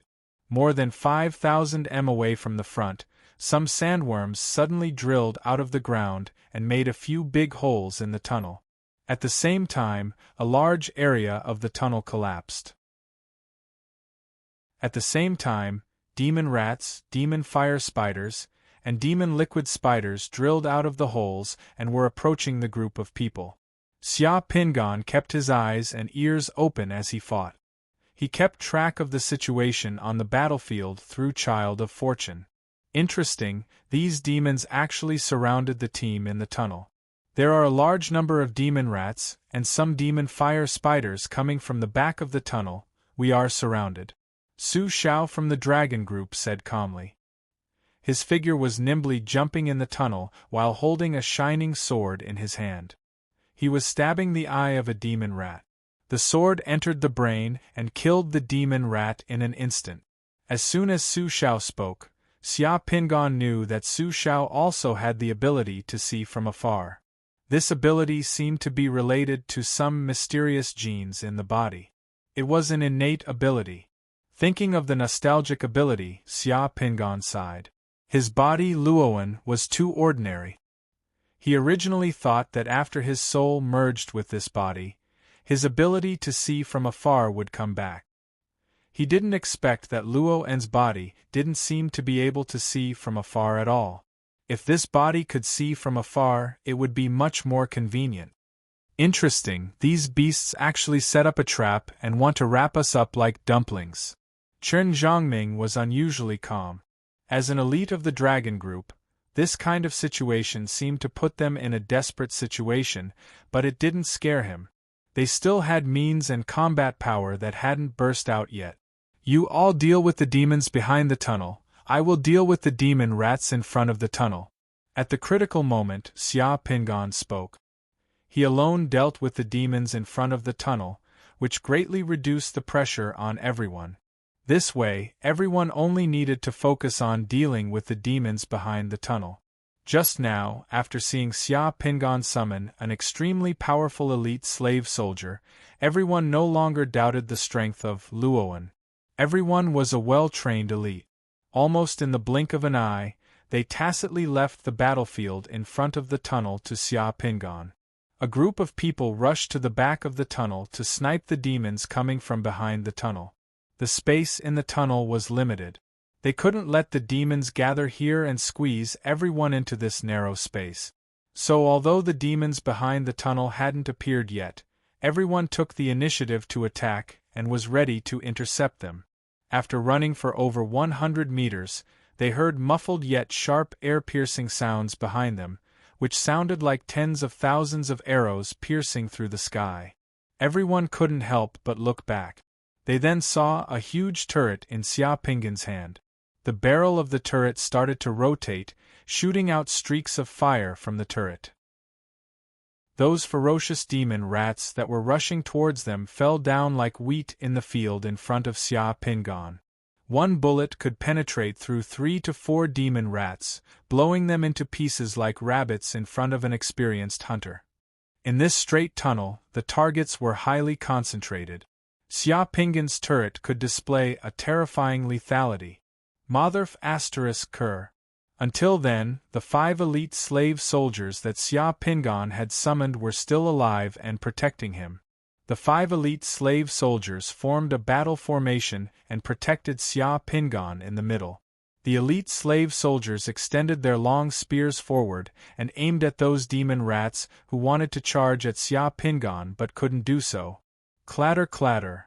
Pieces of copper cartridge shells constantly fell into the tunnel beside Xia Pingan like running water. Under the flashes of the turret, Xia Pingan's handsome figure and face looked pretty freehand and three-dimensional in this dark tunnel. There was only one word to describe it: handsome. Holding the turret, Xia Pingan didn't stay in the same place. Instead, he walked towards those demon rats step by step. Stepping on their broken flesh and bones, he directly beat those tide-like demon rats like quails in a cage. They started to shriek and retreat in a flurried way. That strong sense of oppression and suffocation made the demon rat feel a sense of despair. Pervert! Tupolu couldn't help muttering. He took a look at his huge saber. Previously, he felt that his huge saber was very manly and powerful, which represented male strength. However, compared to Xia Pingan's turret, Tupolu felt that he was a bit feminine for the first time after living for so many years. Motherf ****. Chapter 531. Apart from Fang Lingxian, it was the first time for the others in the team to see Xia Pingan wiping out an army with a terrifyingly heavy turret. Such a valiant scene shocked many people greatly. However, no matter what they thought, it was really reassuring to have such a powerful guy in the team. Even if there were too many magical beasts behind them to deal with, they should be fine as long as they returned to this guy's side. Because until now, that guy had mainly used firearms to kill the demon rat. He had not used too many spells and summoning skills, which meant that he still had a trump card in his hand. More than one person had such a thought. Then, they felt that the pressure in the tunnel had been dispelled by Xia Pingan's turret. Even Chen Zhongming of the Dragon Group could not help but take a few more glances at Xia Pingan. While Chen Zhongming was watching, he happened to see that a demon rat whose body had been cut in half by Xia Pingan's turret was still alive. That demon rat was lying on the ground, pretending to be dead. When Xia Pingan approached it, the remaining half of its head and body suddenly rose from the ground, intending to bite Xia Pingan's thigh. Then, Chen Zhongming saw that Xia Pingan, who was holding the turret in his hand, stepped on the wall on the side of the tunnel like a nimble blue sheep. He leaped lightly from the ground and dodged the attack of the demon rat that was pretending to be dead. While in the air, he turned his body and fired a shot at the demon rat's head with the turret in his hand. Boom! A spark of fire entered the demon rat's head. Like a tomato that had been stuffed with a firecracker, its head suddenly exploded. Hot red and white things splashed everywhere. A realm pearl that was still stained with blood rolled out of the demon rat's head and fell beside Xia Pingan's feet. However, Xia Pingan did not even glance at the realm pearl that had rolled beside his feet. He did not put it into his pocket. Instead, he calmly pulled the trigger and continued to kill the demon rat. What a good guy! Chen Zhongming nodded inwardly. Rustling sounds came from the tunnel ahead, indicating that a large number of demons were approaching. Chao Tong, Lu Xiong, catch! Chen Zhongming shouted. He moved his hand and two pitch-black weapons appeared in his hand. They were the RPG armor-piercing sniper beehive launchers used by the Chinese army. Chen Zhongming directly threw these two big guys to his two subordinates of the Dragon Group. Unlike ordinary gun-style RPGs, the Chinese army's RPG sniper launchers were box-style. It was like a suitcase that could be carried on one's shoulder. It was very heavy.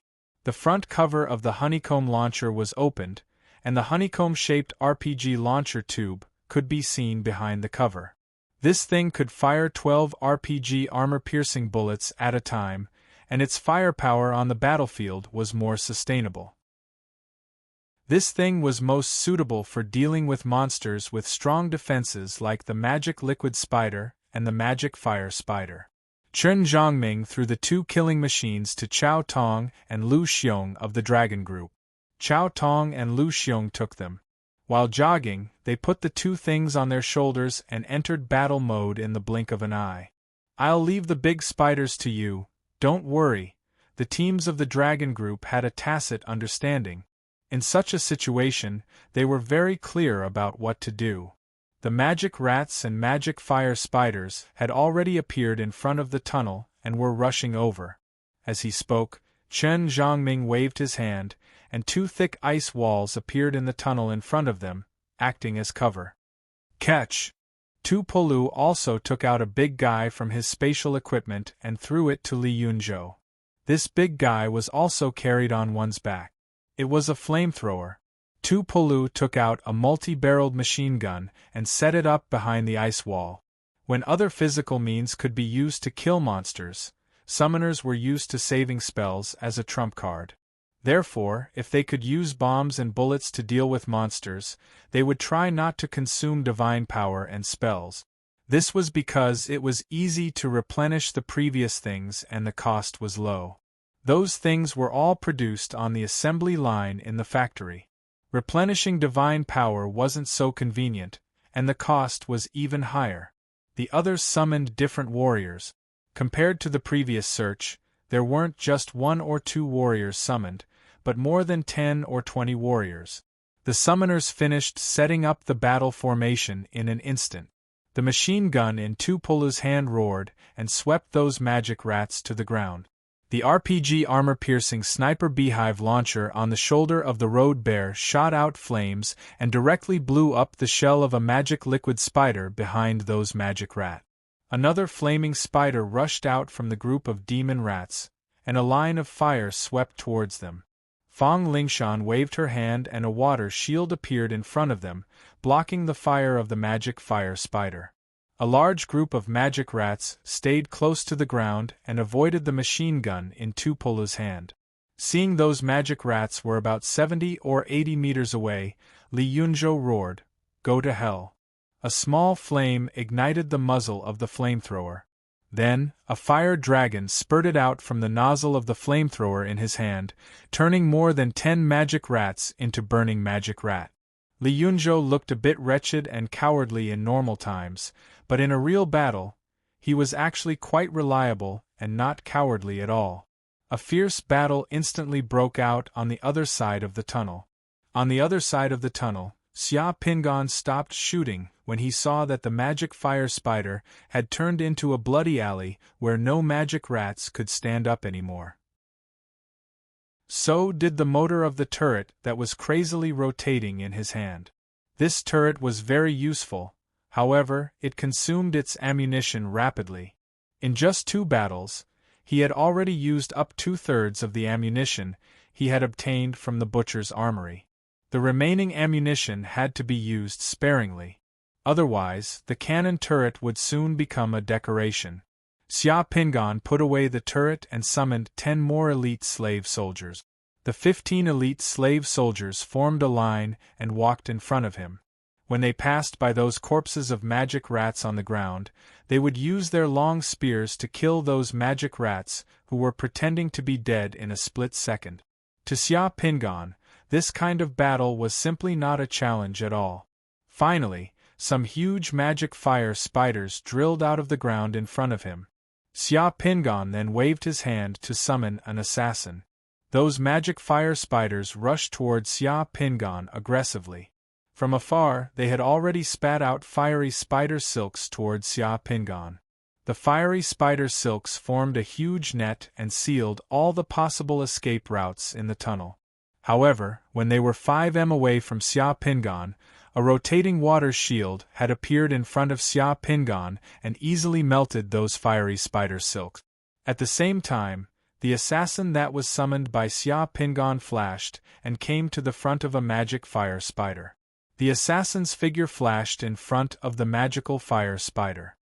His long sword had already pierced through the magical fire spider's head, which had a powerful defense, leaving only a finger-thick wound on the vital part of the magical fire spider.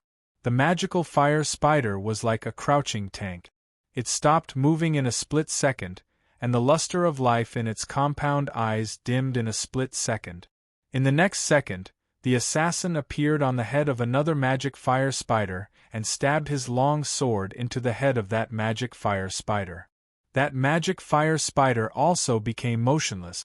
The assassin summoned by Xia Pingan flashed through the tunnel like a ghost, dodging the attacks of the magic fire spiders and magic liquid spiders.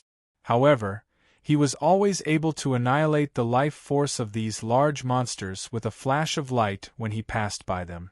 If more than 30 magic fire spiders and magic liquid spiders suddenly rushed into the city, they would not be inferior to an armored battalion in a surprise attack.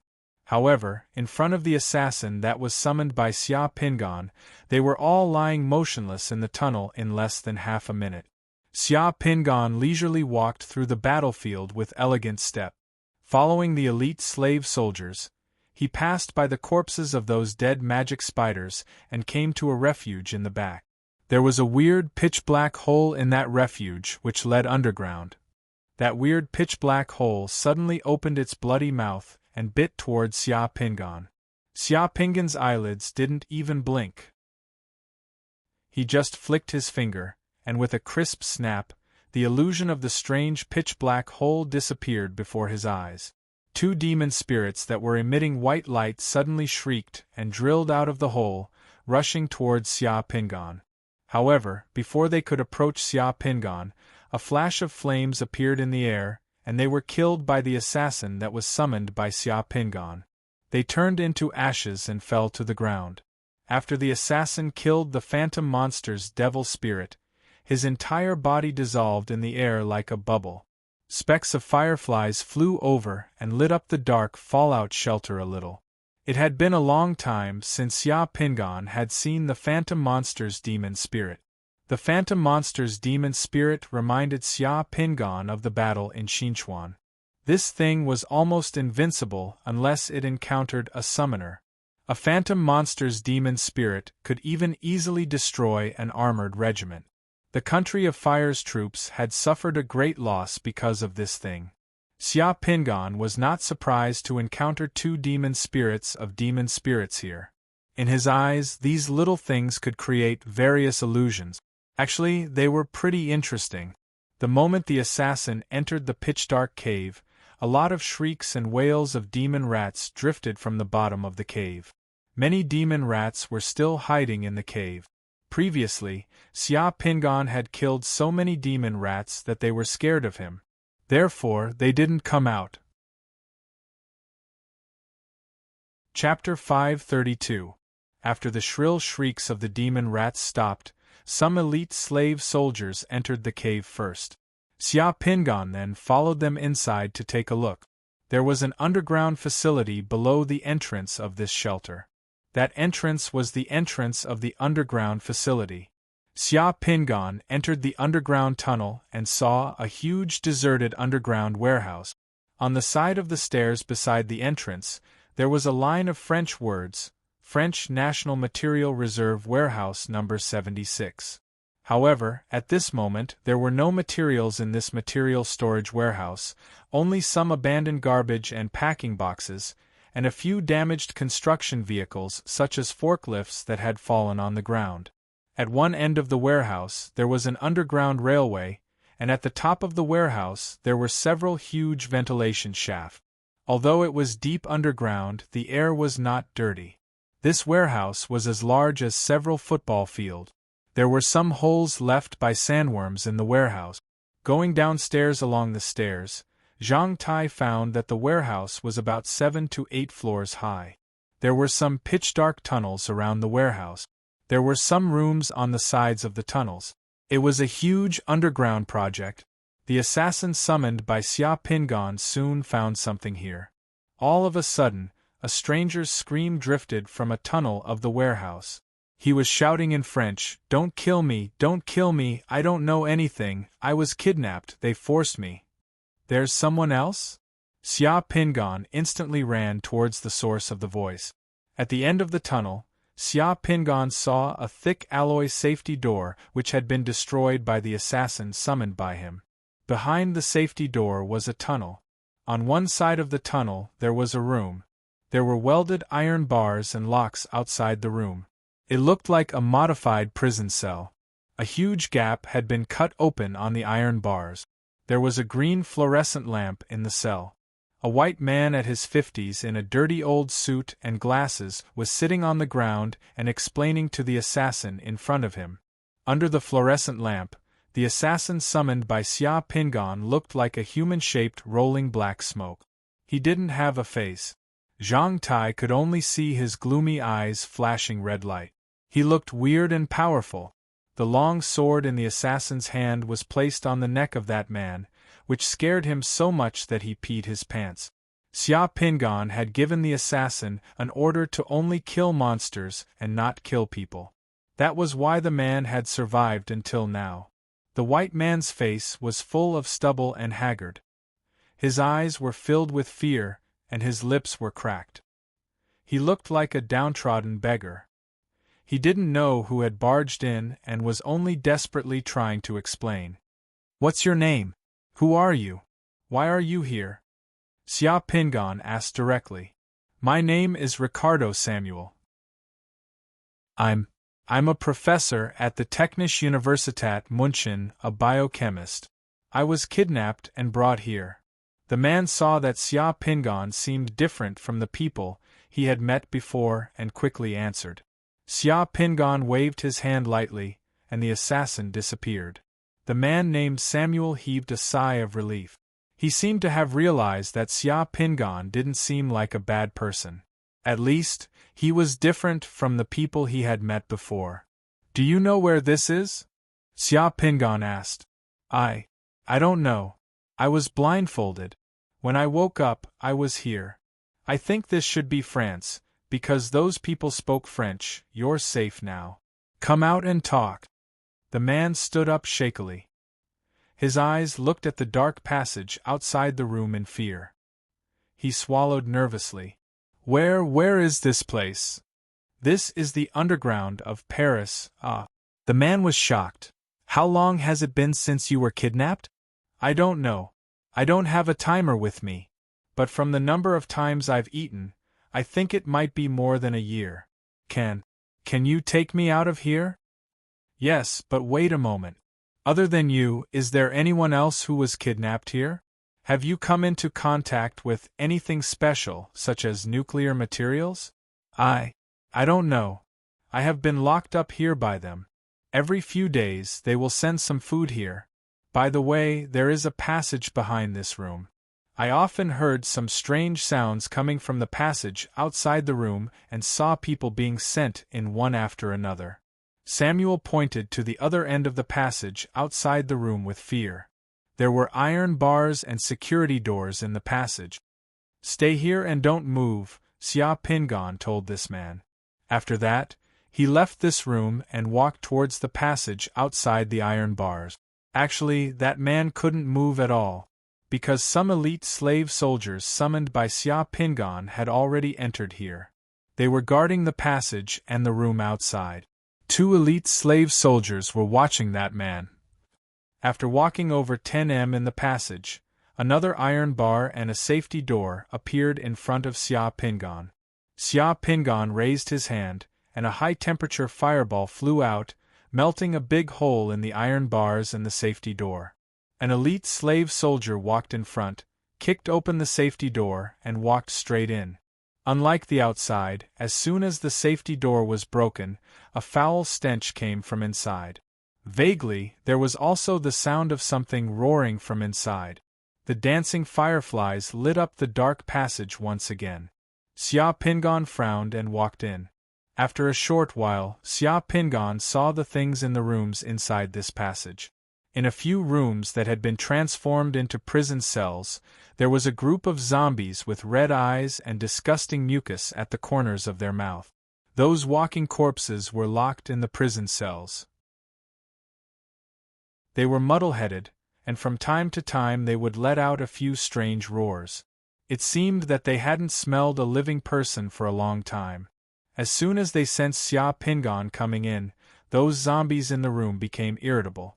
They stretched out their hands from the room and stuck their rotten faces on the iron bars. They tore and bit the iron bars, trying to rush out. F***CK. There were more than 10 rooms where zombies were locked up. There were 200 to 300 zombies locked up here. At the end of this passage, there was an iron door. After breaking open the iron door, Xia Pingan found that behind the iron door was a laboratory. There were many things in the laboratory. On some of the boxes in the laboratory there were signs of military biochemical weapons. Swift footsteps came from behind and Fong Lingxian exclaimed in a low voice. Zombies! Xia Pingan turned around and saw Fong Lingxian and Su Xiao from the Dragon Group rushing in from the back passage at the same time. Be careful, the things in this room may be more dangerous than nuclear materials. Seeing the 2 enter the room, Xia Pingan reminded them. Fong Lingxian and Su Xiao saw the signs of military biochemical weapons on the boxes. They took a deep breath at the same time. Their faces were extremely serious. Military neurotoxin. Fong Lingxian looked at the signs and words on a box and said with a trembling voice, "There's also military anthrax." Su Xiao looked at the other boxes and his face changed. Everyone came here today to look for nuclear materials, but they didn't expect to find some biochemical weapons hidden here. Needless to say, the things here must have been made by the Demon Eye. The previous information from the Committee of Order and the Dragon Group didn't show that there was such a dangerous thing in Paris, but this was normal. The so-called intelligence could never grasp all the information. If it could, it wouldn't be intelligence but the creator. What about the monsters outside? Xia Pingan asked. It's almost cleaned up. You're alone here, so we'll help you, Fong Lingxian said as she took out a portable camera and began to record the things in the room. The monsters that came out later were indeed not enough to deal with these well-equipped summoners from the Committee of Order and the Dragon Group. Chapter 533. Everything that everyone saw underground was important evidence and intelligence. It was necessary to preserve the video data. Besides intelligence analysis, there might be other uses for this data. I saw the 2 elite slave soldiers you summoned looking at a person outside. Who is that person? Su Xiao asked Xia Pingan. A biochemist kidnapped by the demon's eye. His name is Ricardo Samuel. He said he's a professor at the Munich University of Technology and needs you to verify. Xia Pingan said. Seeing Fang Lingyin's camera turn to this side, he took 2 steps to the side and avoided Fang Lingyin's camera. Xia Pingan didn't want to appear in this video. The slave soldier with the radiation detector entered the room at this time. The detector made a buzzing sound, but the indicator was normal. There were no traces of nuclear materials here. When Fang Lingyin finished filming the zombies outside, the other members of the Dragon Group and the Committee of Order arrived one after another. Seeing everything underground and the zombies, everyone was shocked. Half an hour later, the biochemical weapons in that room can kill 12 million people and turn Paris into a dead city. After checking the dangerous biochemical weapons in the room, Chen Zhongming said to Xia Pingan with a serious expression, "It seems that the Doomsday Gang has other means to destroy this city in addition to nuclear materials. Those zombies were made by the Doomsday Gang with the zombie virus. They might be preparing to release them at the right time. We just found some new drugs in that room. The zombie virus was added to those drugs. Fortunately, the Doomsday Gang has been destroyed. Otherwise, who knows what they would do?" Fang Lingyin said with lingering fear. The biochemical poison in the room had been stored in Chen Zhongming's space equipment. He was going to give it to professionals to analyze and deal with. From the source of those things, it was possible to find some traces of the demon's eye. When everyone left, the rooms where the zombies were locked up were already set ablaze. The high-temperature flames burned all the zombies in the rooms to ashes. If any of those zombies escaped, they might cause a big mess, so they had to be destroyed. Tu Pelu, Li Yunzhou, He Xiong, and Chao Tong walked over. Just now, the 4 of them had gone to collect the boundary pearls from the demonic creatures and clean up the battlefield. Now 2 of them had returned with a box in their hands. Inside the box were more than 20 boundary pearls that they had found. "Let's distribute these realm pearls after we return," Chen Zhongming said. "Alright, I agree. We'll distribute it when we get back," Fang Lingxian said. "No problem." Xia Pingan nodded and asked, "Didn't you collect the corpses of those demon rats and demon spiders? Our space equipment can't fit them anymore. Leaving the corpses here might bring us a lot of trouble.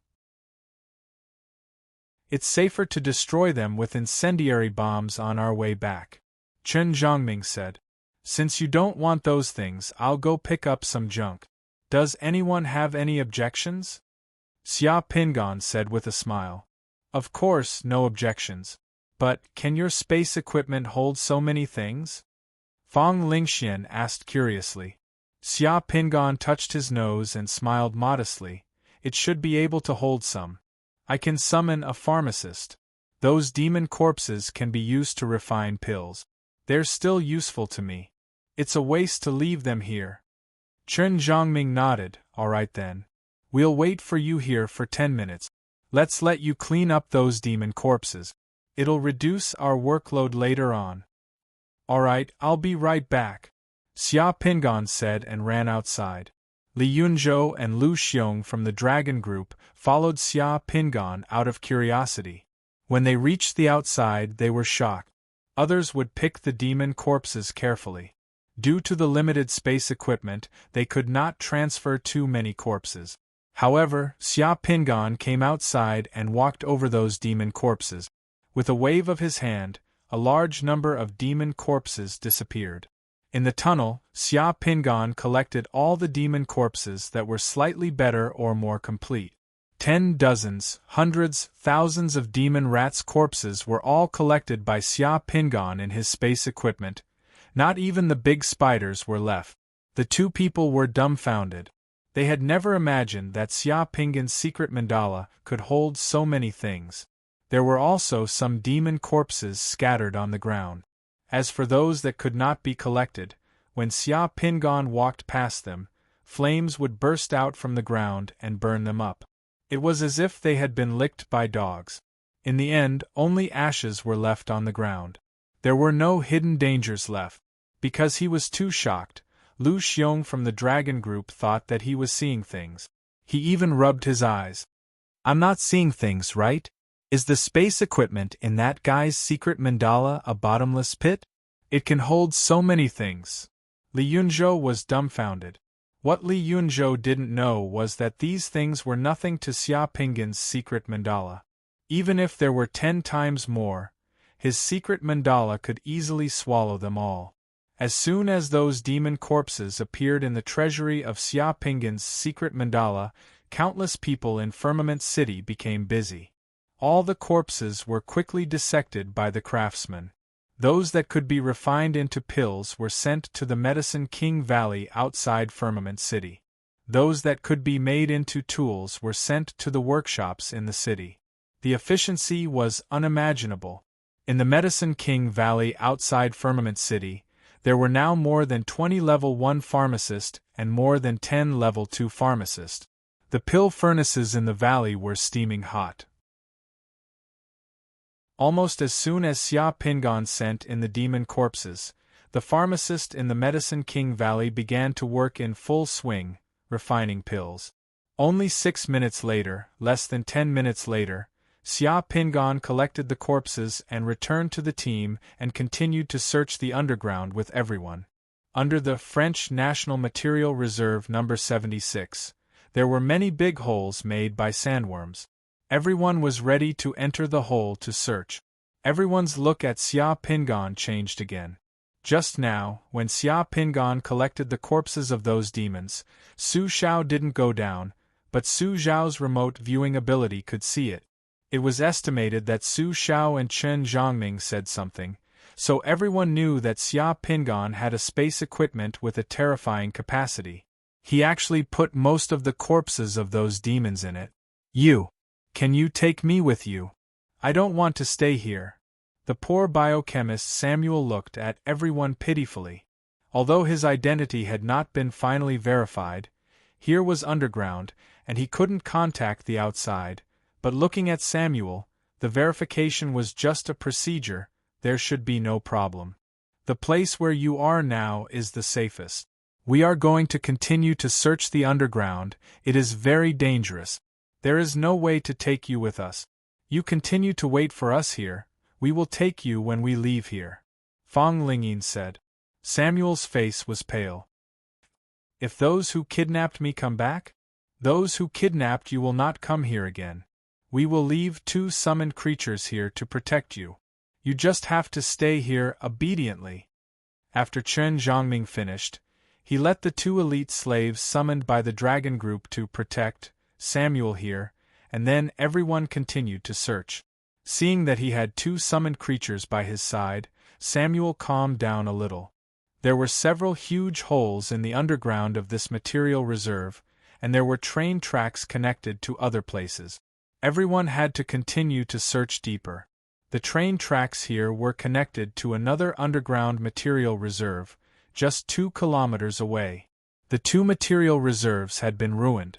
There was nothing else, and there was no reaction of nuclear radiation. Only a few demon rats and sandworms would jump out, but they were easily solved by everyone. After searching these 2 material reserves, everyone entered the underground hole of the first material reserve and continued to search. That hole was made by sandworms and demon rats. After going deeper into the hole, they continued to go more than 500 meters underground and found a huge natural karst cave. In the dark underground karst cave, there were some strange plants that could shine. Chapter 534. I've not imagined that there's such a large underground karst cave in Paris. Xia Pinggan was a little surprised as he walked in the middle of the thick moss belt that emitted a faint green light. Of course, what surprised him more was the plants he saw in this underground karst cave. These plants looked inexplicably familiar. Xia Pinggan recognized a few of them. He seemed to have seen them in the Yuanchu world. These plants were definitely not from Earth. For example, those huge agaric mushrooms which were higher than a person and looked like pavilions. There were also those weird blood-red grasses which grew on hard rock. The vitality of these strange plants that grew underground was unimaginably tenacious. It was as if they could grow as long as there was a little water, gravel, or even stone. However, these underground plants had obvious traces of being gnawed. For instance, most of those huge agaric mushrooms had been gnawed and looked incomplete. Additionally, the moss belt which grew like weeds formed a sharp contrast between the newly grown moss and the gnawed moss. Watch out, this should be one of the underground nests of demon rats in Paris. These plants should be the underground granaries of those demon rats. Those demon rats that we met just now should rely on these plants to breed and grow. Fang Lingyu warned them as she operated the camera equipment in her hand to record the scene in this underground space. The others also felt it interesting as they watched it as they walked. Those slave soldiers who were holding radiation detectors were also scanning the surroundings with them, causing buzzing sound. I've heard that those demon rats carried plant seeds and spores from different worlds. As long as some demon rats hide somewhere, especially underground, those plant seeds would grow and provide food for them. I've finally seen it today. It's another form of biological invasion. Tupolu sighed with emotion as he pushed a huge agaric mushroom which was taller than him as he observed it out of curiosity. Some of the spores and plant seeds from different worlds would stick to the fur of demon rat. Some of them would be excreted through the digestive organs of demon rat. Therefore, these space invaders would carry plant seeds from different worlds here. Last time, when we carried out a task in Africa, we saw a bizarre cactus in the desert of Africa. Those cactus were red and as large as a person. They could directly absorb water from the air and store it. They could also turn carbon dioxide into high-quality starch food. It's pretty weird for a desert to be covered with red cactus. Some local tribes even started to treat those cactus as food as a gift from the god. Chen Zhongming sighed with emotion. If there were no demon rats, these things would look pretty weird. Perhaps we could build an underground amusement park. It would definitely make a lot of money, Li Yunzhou said as he looked around. The underground space here was covered with rocks and an underground river. As there was no path, they just moved forward and searched. When they encountered obstacles, slopes, and huge rocks that were several meters high, they could easily climb over them. In such a place, only summoners could search. Even the special forces of the military couldn't enter here. If ordinary cave exploration teams encountered magical creatures, they would probably be completely wiped out. Squeak, squeak. A demon rat shrieked as it suddenly rushed out of a nearby rock crevice. It widely opened its mouth and exposed its sharp teeth, intending to bite someone. However, before that demon rat approached it, a javelin had already shot towards it. With a shrill shriek, that demon rat was pinned to the ground. When that demon rat was still struggling, the elite slave soldier who had thrown the javelin had jumped over the rugged lava and some rocks and rushed to the side of that demon rat. Closely after that, he stabbed his long spear into the demon rat's head and split it into two halves. The moving elite slave soldier was summoned by Xia Pingan. Its reaction and mobility were obviously much better than the other elite slave soldiers and warriors summoned by others. Everyone couldn't help but look at Xia Pingan. TSK, Mr. Luowen, how strong is the elite slave soldier that you summoned? How can it be so strong? Li Yunzhou couldn't help but ask. No one will think you're mute if you don't speak. Fang Lingshan glared at Li Yunzhou. Among summoners, it was taboo to inquire about the abilities and attributes of other people's summoned characters. Because these things were part of the secret mandala, they were also secrets and would reveal a lot of things. Sometimes, Li Yunzhou could be so heartless. Seeing Tupolu also glaring at him, Li Yunzhou smiled embarrassedly and explained, I'm just curious, that's all. Nothing. I've fused with a very special realm bead before. That realm bead could enhance the battle strength of the elite slave soldier that I summoned. Xia Pingan made up a reason. That should be the case. Otherwise, the elite slave soldier summoned by Luoan would be too powerful.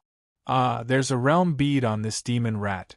Coming to the side of that demon rat, Xia Pingan's elite slave soldier had already found a realm bead in its head. After wiping the realm bead clean on the demon rat's body, it handed it to Xia Pingan. This realm bead flashed with the words serene. It was a foundation-laying realm bead.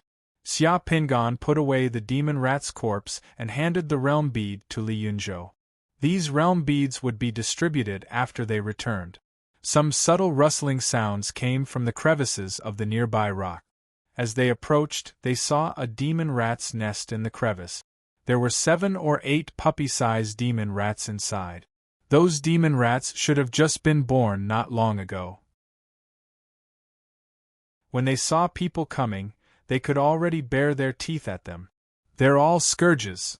Chen Zhongming raised his hand without thinking and a fireball flew out. In the blink of an eye, all the demon rats in the rat's nest were turned into ashes. These demon rats would attack and eat people when they grew up. Therefore, although they were small now, they couldn't be left alive. There was no mercy when it came to invading demon beasts. In this huge underground karst cave they wandered around for 5 or 6 hours. Apart from some demon rats, sandworms and a nest of demon fire spiders, there was nothing else eye-catching in this karst cave. The radiation detector was all normal. The demon rats, sandworms, and spiders that dared to show up were easily dealt with. However, there were still some demon rats and sandworms that burrowed into places that were difficult for people to enter through the holes they made. Because there was no way to burrow, everyone gave up. Clearing out space invaders would be a protracted war on Earth in the future. Everyone's purpose today was to find nuclear materials. Some of the demon rats and sandworms that ran away could only be let go. After coming out of this huge underground karst cave, everyone continued to search the underground tunnels and shelters for half a day. They searched all the suspicious places but still found nothing.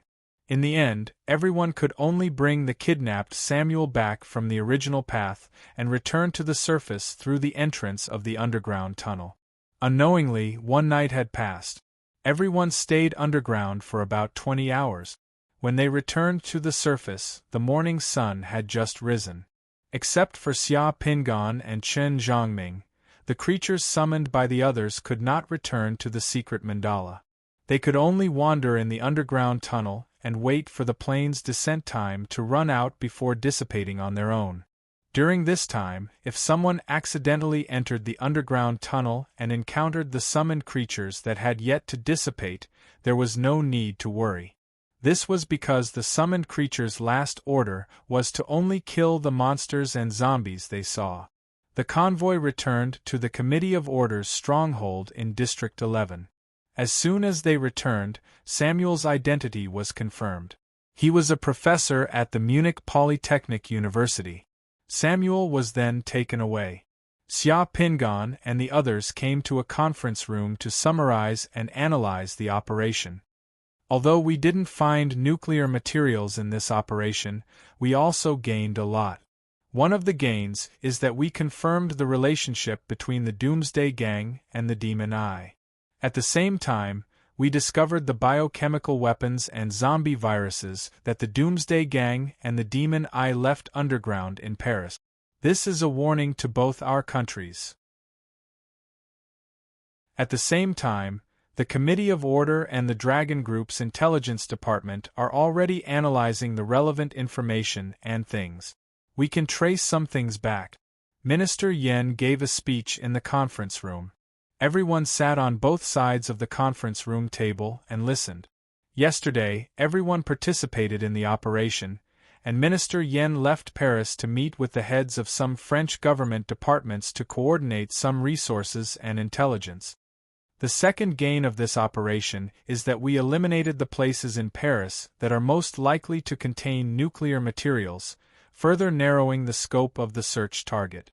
The third gain of this operation is that everyone eliminated a large number of space invaders, indirectly saving the lives of millions of people in Paris and preventing the city from being destroyed. We will inform the French government about some of the relevant details of the operation so that the French will owe us a big favor. This is all thanks to everyone. Okay, I know that everyone is tired after a day of operation, so I won't say much. Everyone is dismissed. You can distribute the spoils of this operation by yourselves. Minister Yen was very tactful. After the meeting, he took the initiative to leave. Hearing that they could distribute the spoils of war, everyone in the room suddenly became energetic. The exhaustion of the night seemed to vanish in an instant. All the realm beads were taken out and placed on the table. There were a total of 26 realm beads. The realm beads flashed with a special brilliance, dazzling everyone's eyes. Even if they did not fuse with these realm beads, they were precious resources all over the world and could be exchanged for a lot of money. Chapter 535. In this operation, Mr. Luoan is the strongest and has killed the most demons. He has greatly reduced the risk of our team. At the same time, Mr. Luoan was the first to discover the dangerous biochemical weapons and the kidnapped biochemical expert. Mr. Luoan's contribution is the greatest. According to the rules, Mr. Luoan has priority in choosing 6 realm bead. Does anyone have any objections? Chen Zhongming asked. Everyone was convinced that Xia Pingan had the right to choose 6 realm beads first. Therefore, when they heard Chen Zhongming's words, everyone expressed their agreement. The Committee of Order provided sufficient intelligence and logistical support for this mission. Therefore, although the Committee of Order only has 4 people and the Dragon Group has 5, I think the Committee of Order and the Dragon Group will each have 10 realm bead. Does anyone have any objections? Chen Zhongming continued. This distribution plan was very fair. Everyone expressed their agreement and then looked at Xia Pingan. Mr. Luoan, you can choose 6 realm beads first. Fang Lingxian said to Xia Pingan. Okay, then I won't stand on ceremony. Xia Pingan smiled and began to choose. Among the 26 realm beads on the table, almost 1/3 of them were the Foundation Establishment realm beads of Serene, Chou clan, and Shinong clan. He had basically merged with the rest of the realm beads, so there was nothing new. Only one realm bead looked a little unfamiliar. It was a divine power realm bead. The realm bead was sparkling with starlight and there were 6 small words, Serene guards against Goryo, on it. This was a divine power realm bead. Xia Pingan picked it up.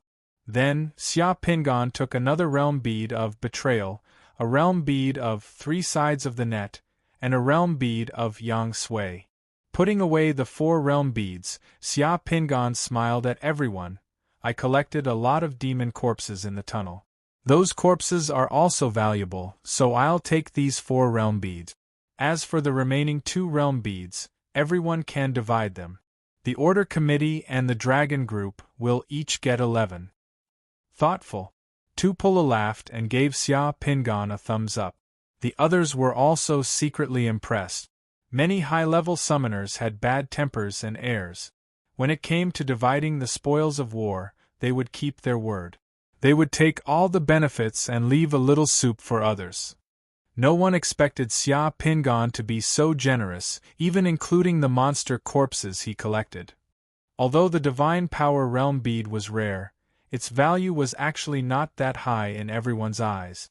There was also the Slave Soldier Realm bead that Xia Pingan chose, as well as the other 2 realm beads, which were also very ordinary realm beads. The value of these 4 realm beads added together was only slightly higher than a complete set of Foundation Establishment realm beads that could help people advance to Summoner. Now, the Foundation Establishment realm beads of 3 Summoner realm beads were very popular all over the world. Xia Pingan did not want any of them. After Xia Pingan finished choosing, there were still 22 realm beads left. Then, Fang Lingyu chose one, Chen Zhongming chose another, Fang Lingyu chose another, and Chen Zhongming chose another. The 2 of them took turns to choose and divided the 11 realm beads in a short while. As for how these 11 realm beads were divided between the 2 groups, It had nothing to do with outsiders. After the realm beads were divided, everyone was very happy and satisfied. For Tu Polu and the others, after a day's mission, they had steadily obtained 2 or 3 realm bead. This mission was very profitable. The next mission might have to wait for a few days.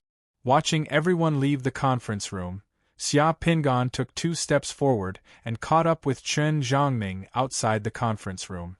Team Leader Chen, please wait. Chen Zhongming turned around. Mr. Luoan, is there anything I can help you with? I would like to ask if I can send something back to the country since I'm in Paris now. Ha, of course you can. Others definitely can't, but this is a small matter for our dragon group. We still maintain a smooth connection with the country, so the logistics and materials are very convenient. Chen Zhongming's face revealed a smile. He knew that the country that Xia Pingan mentioned must be China. I wonder what Mr. Luoan would like to send back to the country? I saw a letter from my parents in the country today. I haven't contacted them for a long time. If it's convenient, I would like to ask the Dragon Group to help me send some money and some elixirs to my parents. We will definitely support Mr. Luoan's filial piety. By the way, can euros still be exchanged in the country? Of course, most of the cities in the country have been restored. It's very convenient to exchange these foreign currencies. All right, I'll have to trouble the Dragon Group to help me bring these 20 million euros back to the country. Give it to my parents, 10 million euros each. These 2 bottles of body-strengthening pills are for my parents. Tell them to take 1 every 3 days. 1 bottle can last them for a year. As Xia Pingan spoke, he waved his hand and a pile of money appeared in front of him and Chen Zhongming. On top of this pile of money, there were 2 porcelain bottles containing body-strengthening pills. Luoan's parents were a little old and couldn't be compared to the younger generation. Therefore, it was more appropriate to take 1 every 3 days. In the 2 bottles, there were 120 body-strengthening pills each. These body-strengthening pills were just refined by Xia Pingan's secret medicine King Valley. The quality was pretty good. After Luoan's parents ate it, it would be easy for them to live a long and healthy life. Still exuding the fragrance of banknote ink, there were 400 stacks of banknotes with the largest denomination of 500 euros. Each stack was worth 50,000 euros. These banknotes were found by Xia Pingan at the butcher's place. In addition to these banknotes, there were more than 200 million euros in his secret medicine King Valley. For Luoan's parents, 10 million euros each was enough for them to live a very comfortable life and enjoy their old age. If it was too much, it might cause trouble. These 2 bottles are body-strengthening pills? Chen Zhongming's eyebrows moved as he asked. Yes. Xia Pingan nodded. Can I have a look? Of course. Xia Pingan picked up a bottle of body-strengthening pills and handed it directly to Chen Zhongming. Chen Zhongming took the bottle of body-strengthening pills. He opened the bottle and took a look at the pills inside. After taking a light sniff, his expression changed and he said with some surprise, "What a strong medicinal effect. The quality is very good and the color is like amber. This is the highest grade of body-strengthening pills." Xia Pingan didn't know whether or not it was a top-notch body-strengthening pill, but the body-strengthening pill refined by his alchemists had always been pretty good and had always been genuine. As his strength increased, especially after becoming a sacred expert and being able to summon level 2 alchemists, the wisdom of the alchemists he summoned and the level of alchemy also increased. The alchemy pills they refined also seemed to be a bit better. Haha, you flatter me. It's just ordinary pills. I'll have to trouble Team Leader Chen to help. My parents are old, so they should eat some body-strengthening pills to nourish their health and live a long life. Don't worry, I'll definitely bring these body-strengthening pills and money. There won't be any mistakes. Chen Zhongming wasn't surprised that Xia Pingan could take out so much money and pills. With a wave of his hand, he kept all the money and pills. It would be surprising if such a powerful summoner couldn't even take out such a small amount of money and pills. Thank you. You're welcome. It's nothing. Chen Zhongming squinted his eyes and looked at Xia Pingan. After pondering for 2 seconds, he suddenly said, I heard from Mr. Luowen that your secret mandala can summon a pharmacist to refine body-strengthening pills. These body-strengthening pills should be refined by Mr. Luowen, right? That's right, I refine them myself. I wonder if Mr. Luowen still has a lot of body-strengthening pills. If so, can the Dragon Group do business with Mr. Luowen? Upon hearing that they could do business, Xia Pingan also became spirited and asked, Why? Does the Dragon Group need body-strengthening pills? Chen Zhongming smiled slightly.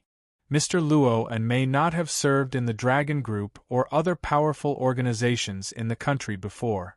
Now, body-strengthening pills are the only way for ordinary people without qualifications to strengthen their physique and become a summoner.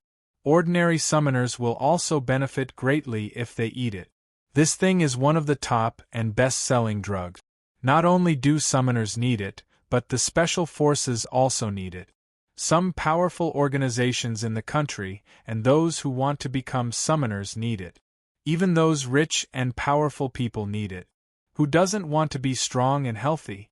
The body-strengthening pills on the market have always been in short supply. There's a market but no price.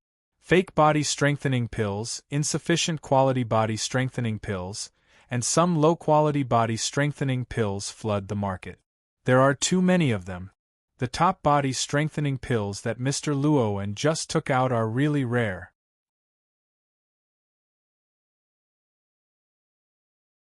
Chapter 536. Interesting. Xia Pingan rubbed his chin.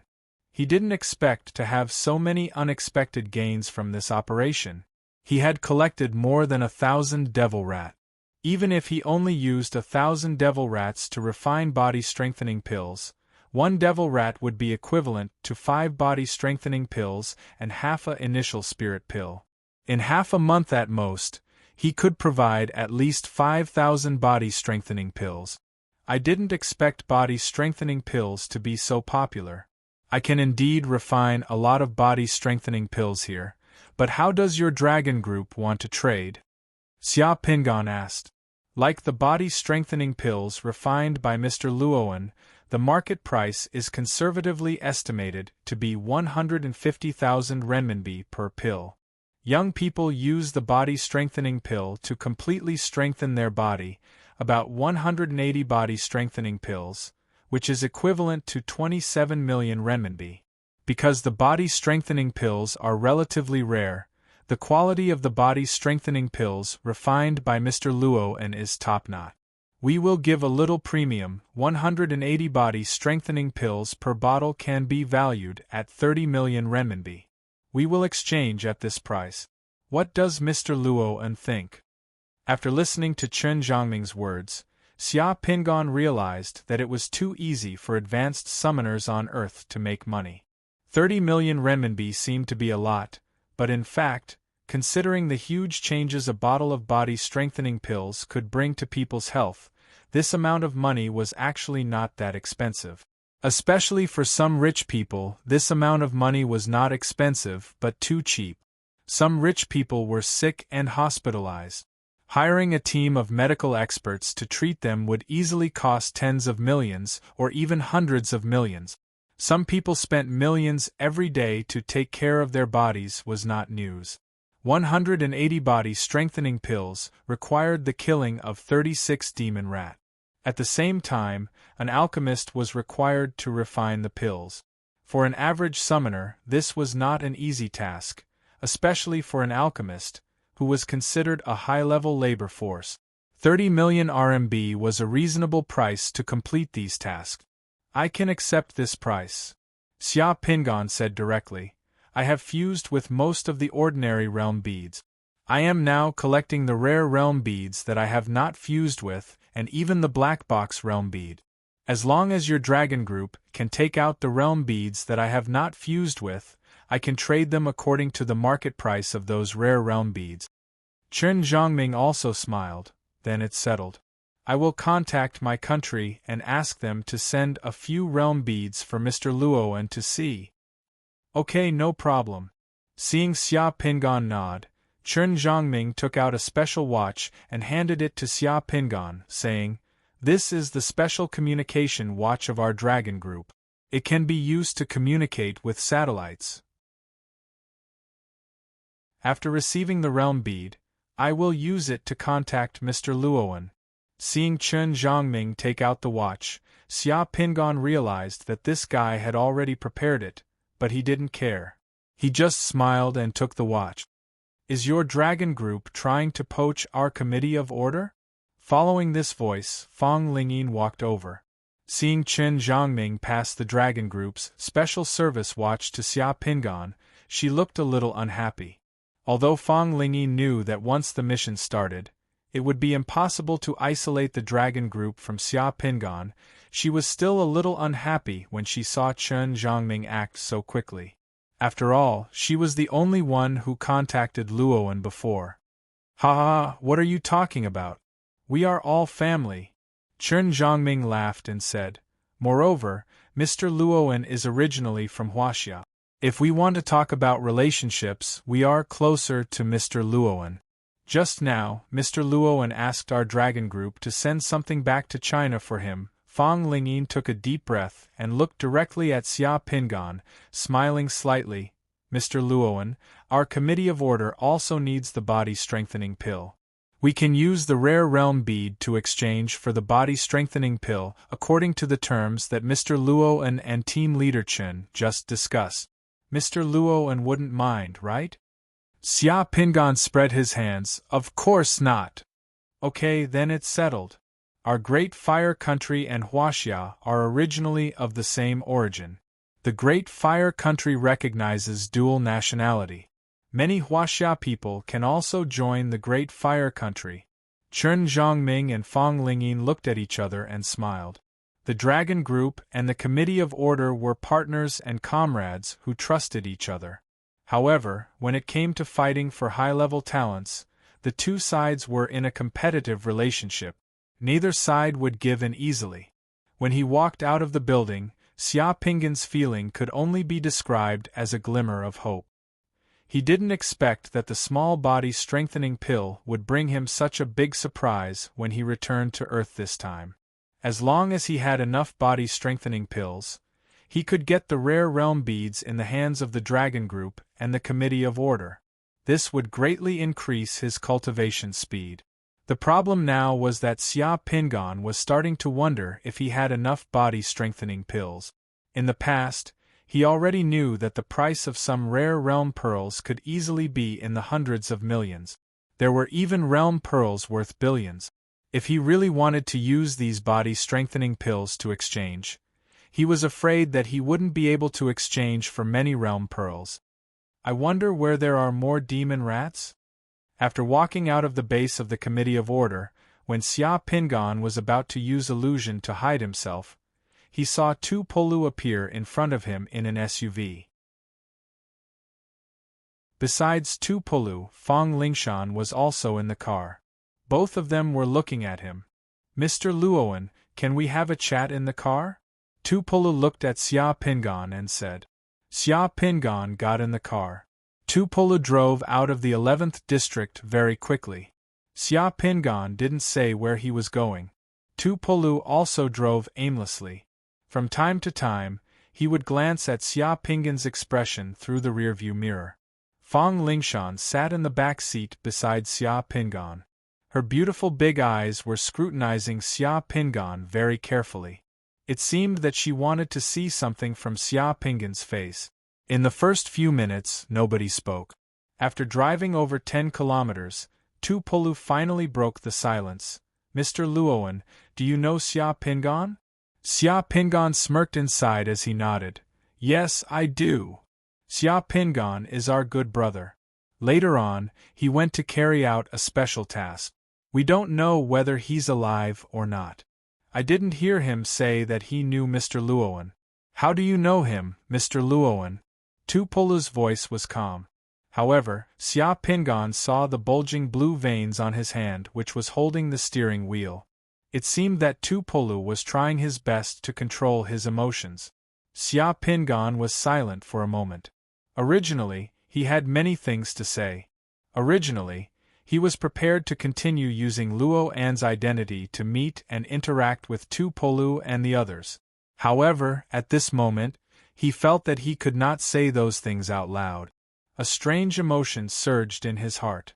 After a few seconds of silence, Xia Pingan changed his voice back to Xia Pingan's voice. Old Tu Lingshan, it's so nice to see you in Paris. Screech. Tupolu slammed on the brakes. The SUV on the road screeched as it came to a stop in the blink of an eye. Tupolu turned around and looked at Xia Pingan with flickering eyes.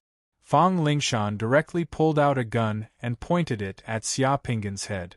A rocket launcher appeared in Tupolu's hand. He aimed the rocket launcher at Xia Pingan's face with red eyes as if he was going to kill someone. F***ck, how dare you pretend to be my brother? I'm going to kill you, who are you? Fang Lingshan shouted coldly. With a thought, Xia Pingan had already cast a mute enchantment, isolating the sound in the car. Lingshan, you're still so hot-tempered. Be careful, don't misfire your gun. And old too, it's not easy for me to come back. Don't send me away again. Xia Pingan said with a faint smile as he let out a sigh. How's the hi-fi sound system left by old man in our canteen? I didn't like it when I was there. I haven't listened to it for a long time. I really miss it. And Lao Zhou, how's Lao Zhou? I didn't even drive the super pickup truck that Lao Zhou built for me twice. In the end, I gave it to Manzijin. I really miss it. Fang Lingshan's hand that was holding the gun started to tremble. Tupolu also panted heavily as he widened his eyes. I know that the two of you might not believe me for a while, but this is very difficult to explain. I can only tell you that the real Luoan died a few days ago. He committed suicide in a small inn. I'm just borrowing his body to come back.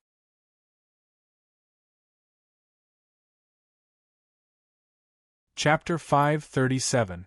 As summoners, they had seen too many strange things and endless secret methods. Summoners knew many things that ordinary people didn't know and were more open-minded. Therefore, after hearing Xia Pingan's words, although Tupolu and Fang Lingshan were shocked, they didn't lose their minds like ordinary people and think it was impossible. Tupolu took a few deep breaths before suddenly asking, "Many people know what you just said. Don't pretend. You said you're Xia Pingan. Then let me ask you a question. What was the first sentence I said to you when we met? What was the first thing I passed to you?" Tupolu was crude but meticulous. Such a question could only be answered by experienced people. It was a trivial matter in life. Besides Xia Pingan, nobody else could answer it. After thinking for a short while, Xia Pingan replied, "Old Tu, I remember the first sentence you said to me was, 'Brat, you're not bad. You even hid your clairvoyance so well.' The first thing you passed to me was a noise-canceling headset from the helicopter. That was our first mission, which was to hunt down demon rats." Hearing Xia Pingan's answer, Tupolu opened his mouth as his face changed. It was extremely splendid at once. Fang Lingshan's face also changed. Because she was also on the helicopter at that time, she knew what happened at that time. Tupolu moved his eyes onto Fang Lingshan. Fang Lingshan slightly frowned. After thinking for a short while, she opened her mouth. "When Xia Ning met me for the first time, she said you mentioned me to her. Do you remember where we met at that time? How many times did Xia Ning say you mentioned me to her?" Xia Pingan touched his nose. "We were at Guangzhou Hotel at that time. Let me think, that girl likes to trick me, her elder brother. She said I mentioned you to her at least 5 times, Lingshan, is he right?" Tupolu asked with a frown. You're really Xia Pingan." Fang Lingshan had already put away her gun as she stared at Xia Pingan in shock. When Fang Lingshan and Xia Ning met for the first time, they almost had a misunderstanding. At that time, only Xia Pingan was present. Besides Xia Pingan, nobody else could have known about those words. Hearing Fong Lingshan's words and seeing her putting away her gun, Tu Pulu knew that Xia Pingan was right. Since Xia Pingan knew about this, it couldn't be fake. Tu Pulu also put away his rocket launcher. He became excited as he patted Xia Pingan's shoulder. Bro, it's really you? What happened? I thought I wouldn't be able to see you anymore. I asked Old Master, and he said you participated in the Great Fire Country's heaven patching plan and went to the world where the space invasion originated from. This was a top-secret mission. The mission you received was to completely eliminate the space invasion. You might not be able to come back. Did your plan succeed? Old 2, to put it simply, I could come back because I mastered a secret technique. It's equivalent to reincarnation. Luo En's body and identity are tools for me to use in this world. The difficulty of the heaven patching plan is beyond imagination. Until now, we haven't seen any hope of completing this mission. Xia Pingan said straightforwardly. Did the others come back too? Fong Lingshan asked immediately. Lingshan, I'm the only one who can come back. I'm afraid the others won't be able to come back for the time being. This heaven patching plan encountered difficulties and twists from the very beginning. The enemy we faced was too strong. I was separated from the others. After arriving there, I only met Yin Duo. Later on, due to some reasons, we separated and searched for our own opportunities and ways out, Xia Pingan said as he looked out of the car. This car had been parked here for a while. Not far away, there were already gangsters looking at this car. Many pedestrians were also looking at this car. Old 2, start the car first. Let's find a place and talk slowly. Tu Pulu restarted the car. Stepping on the accelerator, the SUV started running again. An hour later, by the Seine River outside Paris, the Seine River flowed peacefully. The SUV was parked beside the reeds on the riverbank. Not far away, there was an abandoned small pier. A damaged yacht lay on the riverbank, half buried in mud. On the opposite side of the river was a barren field. There were no signs of human habitation, except for wild rabbit. A gentle breeze blew across the river, causing the reeds to sway. Apart from the chirping of insects and the sound of the flowing river, the surroundings were quiet. A stone hit the river and floated for more than 10 meters before falling into the river. Xia Pingan clapped his hands and turned around to look at Tu Pulu and Fong Lingshan. The two of them were like statues. They were completely shocked by what Xia Pingan had told them. Xia Pingan didn't tell them about the spiritual realm in detail. That would be a digression. He only said that he had mastered a secret technique that allowed him to clone himself and return through it. Even so, Tu Pulu and Fong Lingshan still felt that it was too unbelievable. Now you know about it. That's about it. Only the two of you know about my return. That night, I used a secret technique to visit your dreams. I originally wanted to tell Li Yunzhou about it, but that guy's dream was too wretched. I couldn't help but tease him. I'll tell him about it in a few days. You can visit other people's dreams at will and deliver messages in their dreams? Tu Pulu asked with his eyes wide open. He even swallowed his saliva. More or less. That's basically it. Xia Ning, the director, and the others don't know about it yet. We'll see how it goes. I'm worried that it won't be good if too many people know about it. It might cause big trouble and bring danger to you. Tu Pulu and Fong Lingshan thought about it and nodded.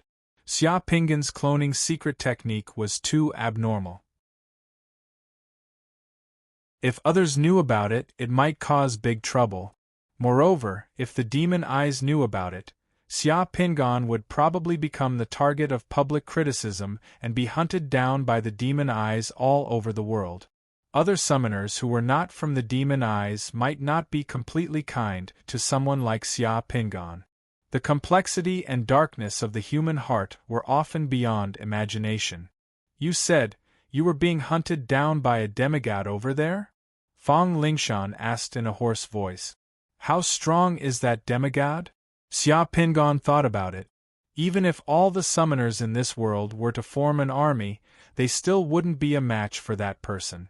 If that person wanted to, I think he could completely destroy this planet step by step. Can a nuclear bomb kill that demigod? Tupolu asked. I don't know. I don't think so. The ability of a demigod powerhouse is beyond our imagination.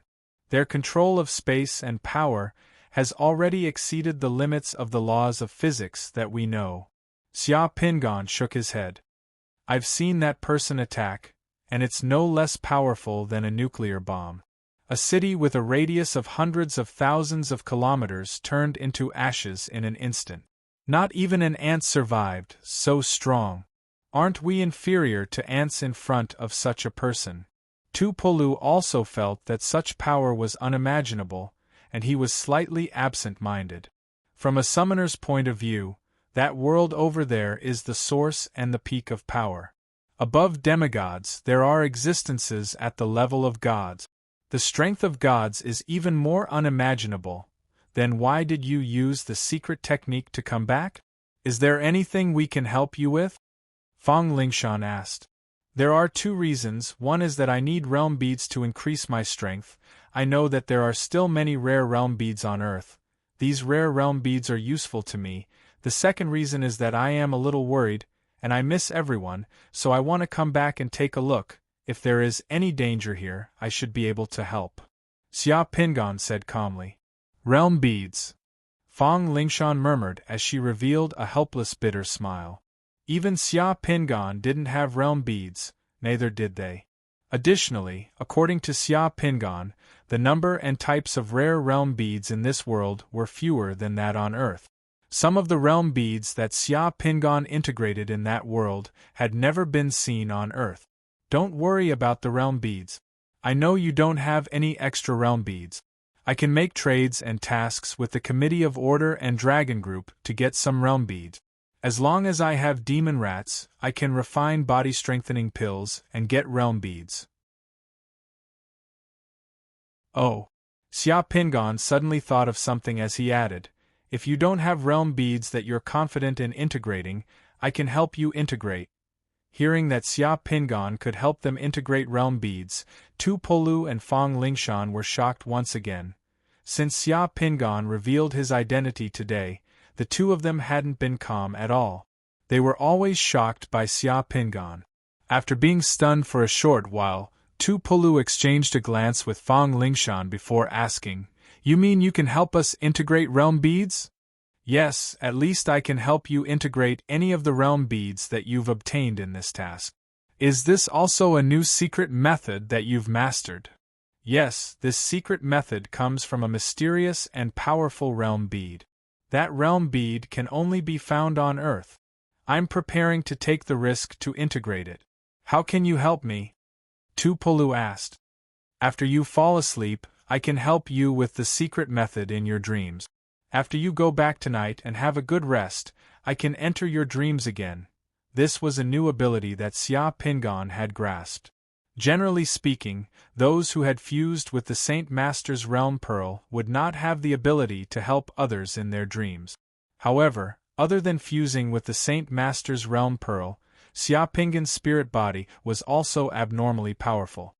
He had grasped the secret method of the spirit realm, and could freely enter and leave the spirit realm and enter the dreams of others.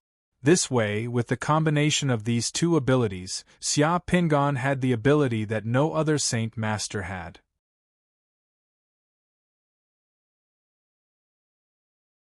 Chapter 538.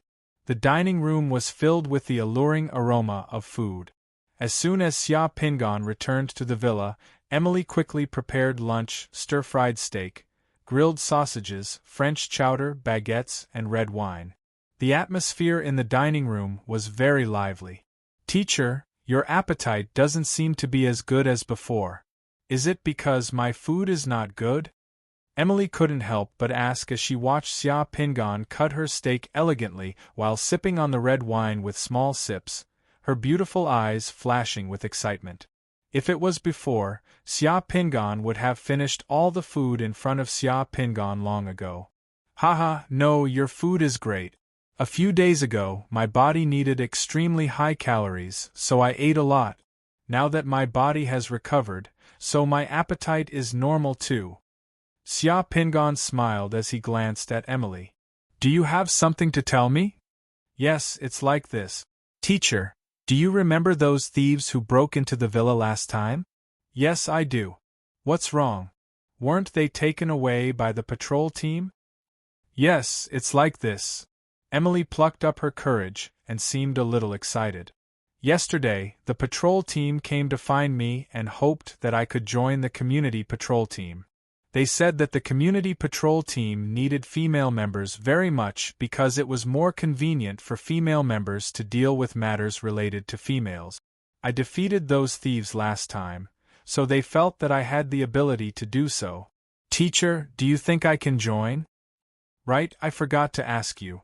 Who's in charge of this community? Who's the patrol team serving? Hearing Emily mention the patrol team, Xia Pingan recalled this question.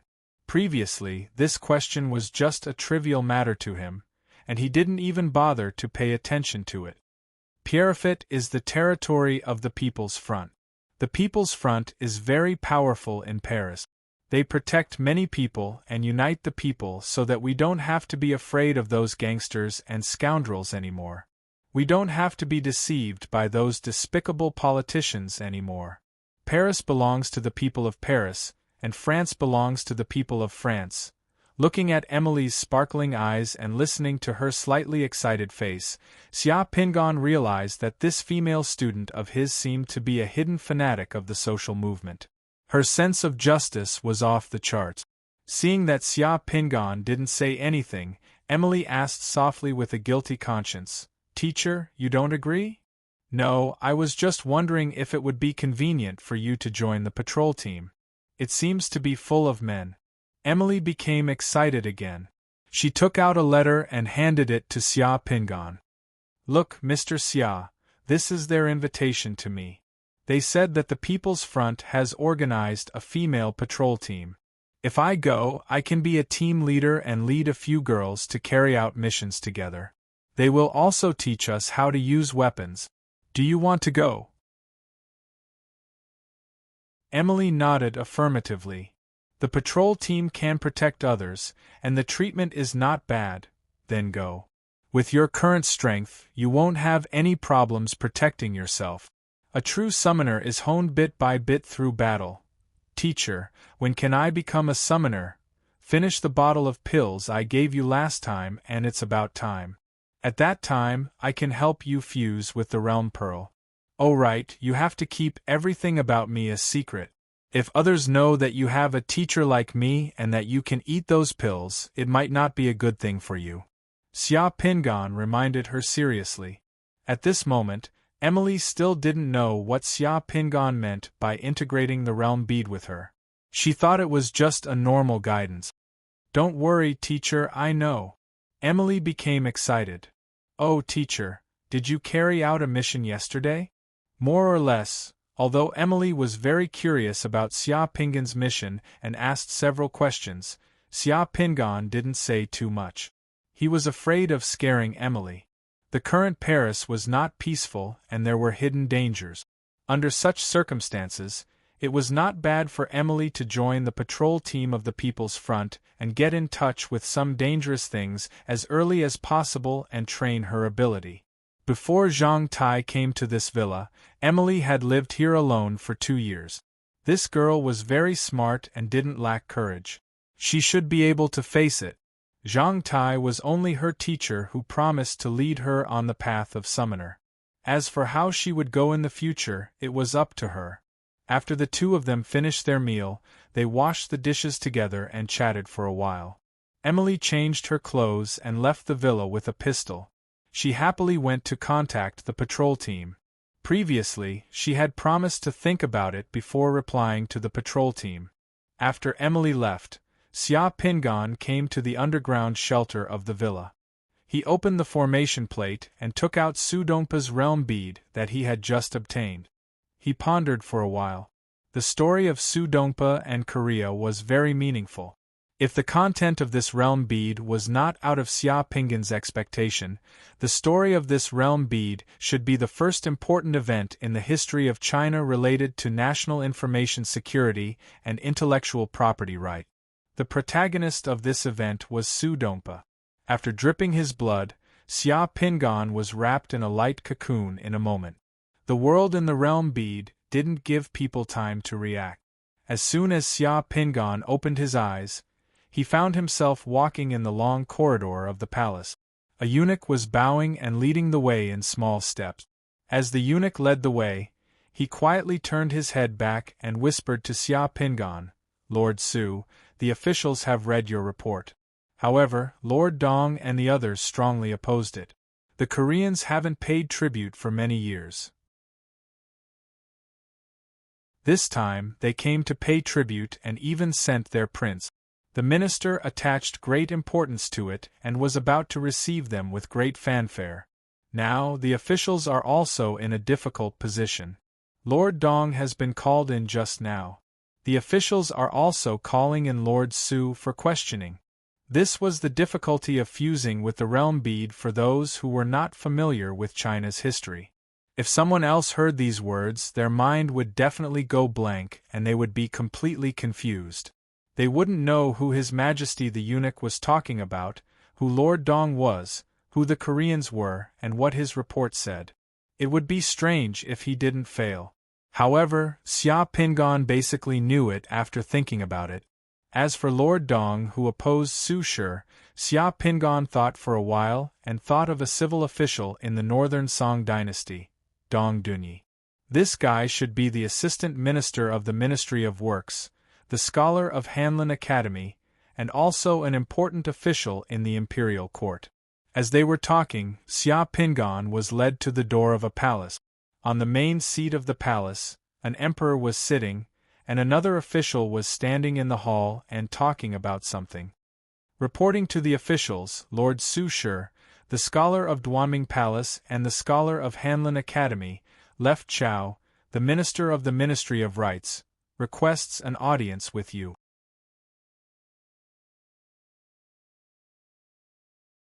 Chapter 539. Lord Su, as the Minister of Rights of the Imperial Court, I don't know why you are so against the Goryeo emissary coming to our Song dynasty. In my opinion, this is a rare opportunity for our Song dynasty to work with Goryeo to resist the Liao kingdom. Furthermore, the Goryeo emissary brought gifts to the Empress Dowager, but Lord Su is obstructing them and setting restrictions everywhere. What is your reasoning? As soon as Xia Pinggan entered the hall, he had just greeted Song Shenzong and was secretly sizing up Song Shenzong's appearance. Dong Dunyi immediately started to make things difficult for Xia Pinggan. I heard that the Goryeo emissary has already sent a letter to the Minister of Governmental Affairs, wishing to purchase the many books printed by our Song dynasty's directorate. The Goryeo emissary also wishes to see our Taiping Imperial Guide, Round Turtle of the Treasury, and other books. Has the Minister of Governmental Affairs already agreed?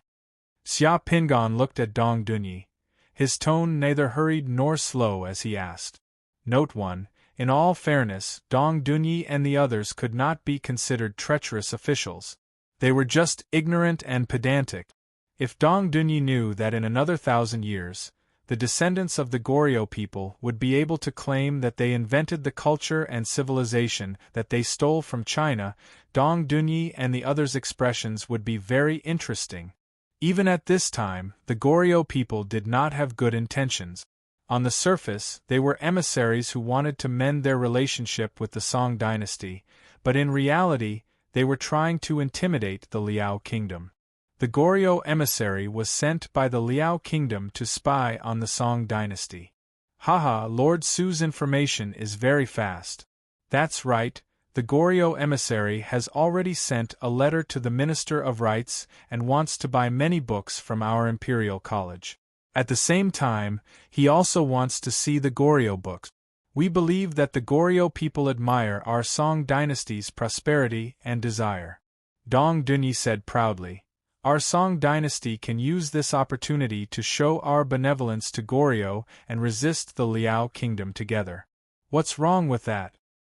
I heard that Lord Dong took in 2 concubines a few days ago. Since Lord Dong wants to coax Gaoli so much, why don't you send your wife and concubines to those Gaoli to coax them? Song Shinzong and Dong Dunyi probably never thought that Su Shi would say something like this. Song Shinzong almost couldn't hold back his laughter, but he still tried his best to hold it in. After Dong Dunyi was stunned for a moment, his face suddenly flushed red.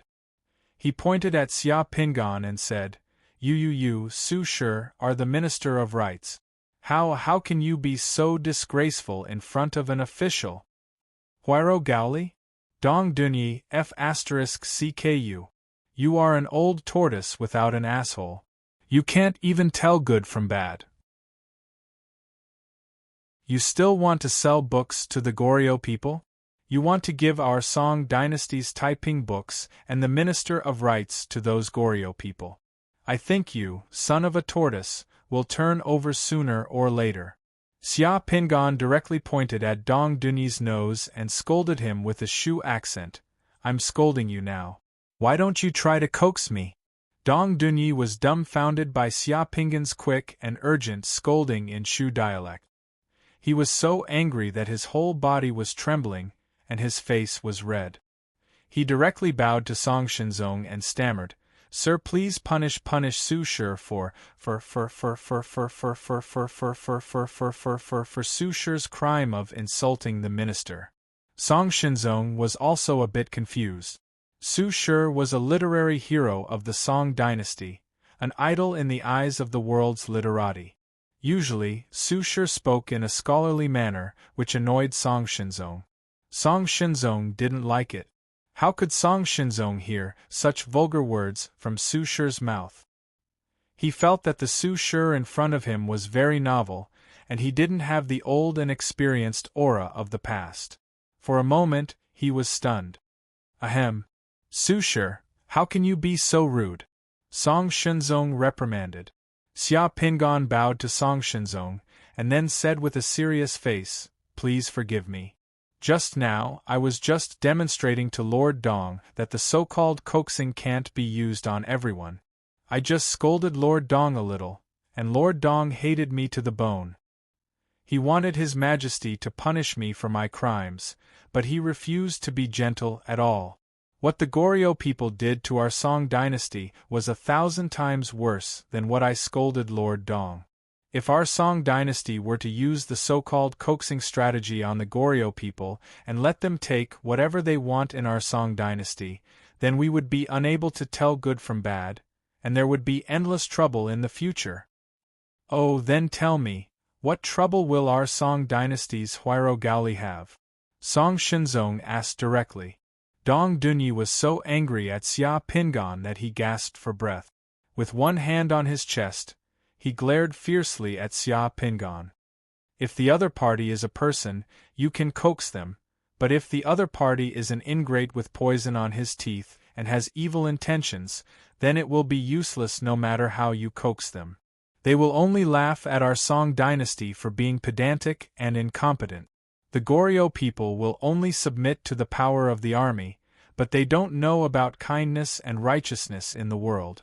They are despicable people and can't be trusted. On the surface, the Goryeo people want to befriend our Song dynasty, but in fact, they want to harm our Song dynasty. The Goryeo people must have gotten permission from the Liao kingdom to spy on our Song dynasty for the Liao kingdom. If we sell those books to the Goryeo people, the Liao people will get our books in the blink of an eye. Lord Su, why are you so sure that the Goryeo people sent the Goryeo people? I have seen the list of books that the Goryeo people want to buy. The list is full of our Song dynasty's divination, yin and yang, almanac, algebra, military books, edicts, current affairs, frontier machines, geography, and other types of books. According to the reaction of the sea merchants, there were Goryeo merchants who secretly bought books at various ports. All the books bought by the Goryeo people will be printed in the Liao kingdom in the blink of an eye. You can see them in the Liao kingdom.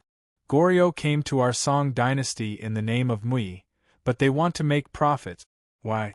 The Liao kingdom wants to control them to death, but we can't do that. Today, the Goryeo people came here to buy all kinds of books. Along the way, they also drew pictures of our Song dynasty's landscape and stationed troops to spy on our real situation. How can they have good intentions? Moreover, according to the investigation of the Ministry of Rights, there are Khitan spies among the Goryeo people.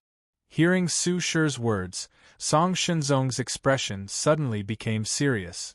Song Shenzong was a capable ruler, and he knew what kind of people the Goryeo people were.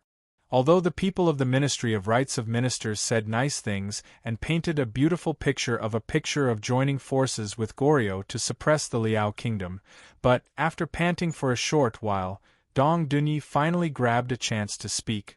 Because Gaoli is under the control of Liao, as long as Song dynasty could make use of Gaoli to appease them, Gaoli would definitely work for us. Xia Pingan looked at Dong Dunyi and sneered. Lord Dong, have you forgotten what happened before Taizong attacked the Liao kingdom twice? Back then, Gaoli had not yet submitted to the Liao kingdom and was conferred a title by Song dynasty. Taizong sent an envoy to Gaoli to announce that he wanted to join forces with the Goryeo kingdom to suppress the Liao kingdom. Isn't it laughable? No matter how much you give Gaoli, it will be like throwing meat buns at a dog, and there will be no return. Dong Dunyi was speechless for a moment, and then he argued. The Goryeo envoys came to our Song dynasty to celebrate the Empress Dowager's birthday and to see if they could join forces with us. They even prepared a birthday gift for the Empress Dowager. How can Lord Su say that the Goryeo envoys have ulterior motives? Xia Pingan said. Those Gaoli messengers gave us the time they used to submit the report in the Jiazi calendar, not the Song calendar. Those Gaoli people just like to play tricks in small places like this, sneaking around and using lowliness as a form of intelligence. They have no respect for the Song dynasty at all. Isn't this disloyalty? How can we let those Gaoli people do as they wish? Dong Dunyi was once again speechless, and he argued, the birthday gift that the Goryeo envoys prepared shouldn't be fake, right? I heard that it was 2 large golden pagodas. This is enough to show their sincerity. Sir, this is where those Goryeo people are treacherous. The golden pagodas that the Goryeo envoys gave us are only 2 small pagodas in boxes. The Goryeo people know that once we accept their so-called birthday gift, the imperial court's gift in return will be 100 times more than their birthday gift. They will definitely make a huge profit. Adding on the cost of receiving the Goryeo envoys along the way, it will be no less than a few 100,000 strings of coins. The place will also be harassed, and it will be a waste of manpower and resources. They want to use 2 worthless toys to exchange our Song dynasty's most precious books and records back, and they want to make a huge profit. And in the blink of an eye, more than half of these things will end up in the pockets of the Khitans. Dong Dunyi was tongue-tied by Xia Pingan's rebuttal. He was speechless.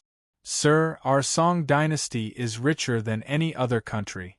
Sir, you are even richer than the 4 seas. There are all kinds of rare treasures in the palace. What's so strange about some Goryeo trinkets? It's my birthday, and if that golden pagoda is really sent over, I'll feel disgusted if I see it. It's fine if I don't want it.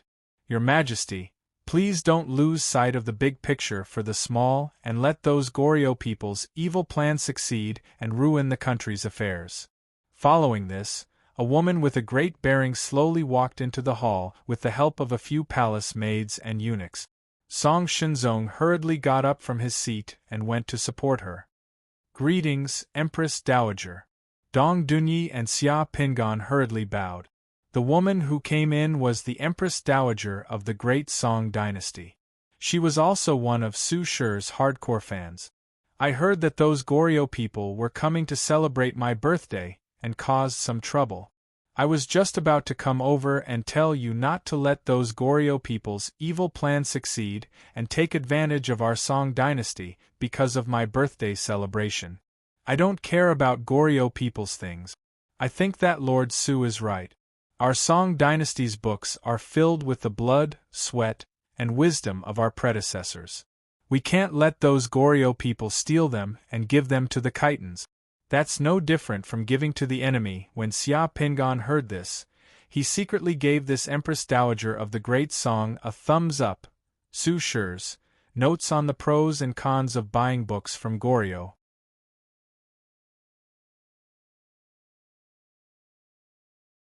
Chapter 540.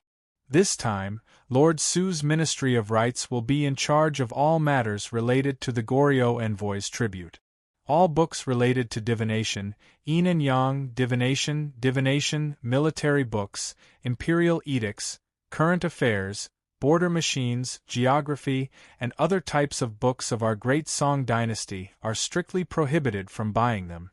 There will be border inspectors everywhere who will strictly investigate this matter. If anyone is found to be trading forbidden books with Goryeo in private, they will be severely punished. The golden pagoda that Goryeo gifted to the Empress Dowager is not in line with the rules and cannot be distinguished from righteousness. The Empress Dowager nodded in satisfaction as she spoke. He waved his hand and said, "All right, this matter ends here. You may leave." Xia Pingan was about to say something when the world in the realm pearl shattered. In the secret chamber, Xia Pingan opened his eyes and saw that the divine power limit of his secret mandala had increased to 8,088 points. He couldn't help but shake his head and smile bitterly. This realm pearl was considered a perfect fusion. He had completed one of Su Shi's missions in the realm pearl. However, Xia Pingan still had many regrets. If the realm pearl had given him more time, he might have been able to change something. In real history, Su Shi had already seen the harm that the Goryeo envoy brought to the Song Kingdom when he was the Minister of Rites. He had made various efforts to protect the Song Kingdom's information security and interests and eliminate the Goryeo spies. However, the actual results were not optimistic. Many ministers and local officials didn't take this seriously. This was because in the second year, Su Shi's brother, Su Zhe, went to the Liao Kingdom and discovered that the books that the Song Kingdom prohibited the Goryeo from buying had already been sent to the Liao Kingdom by the Goryeo. Because the Khitans could kill the Goryeo people were the Khitans' dogs. They had been serving the Khitans. Almost all the Goryeo people and Goryeo envoys who came to the Song Kingdom were spies of the Khitans. They were spying on the Song Kingdom's various military officials. It was such a simple fact.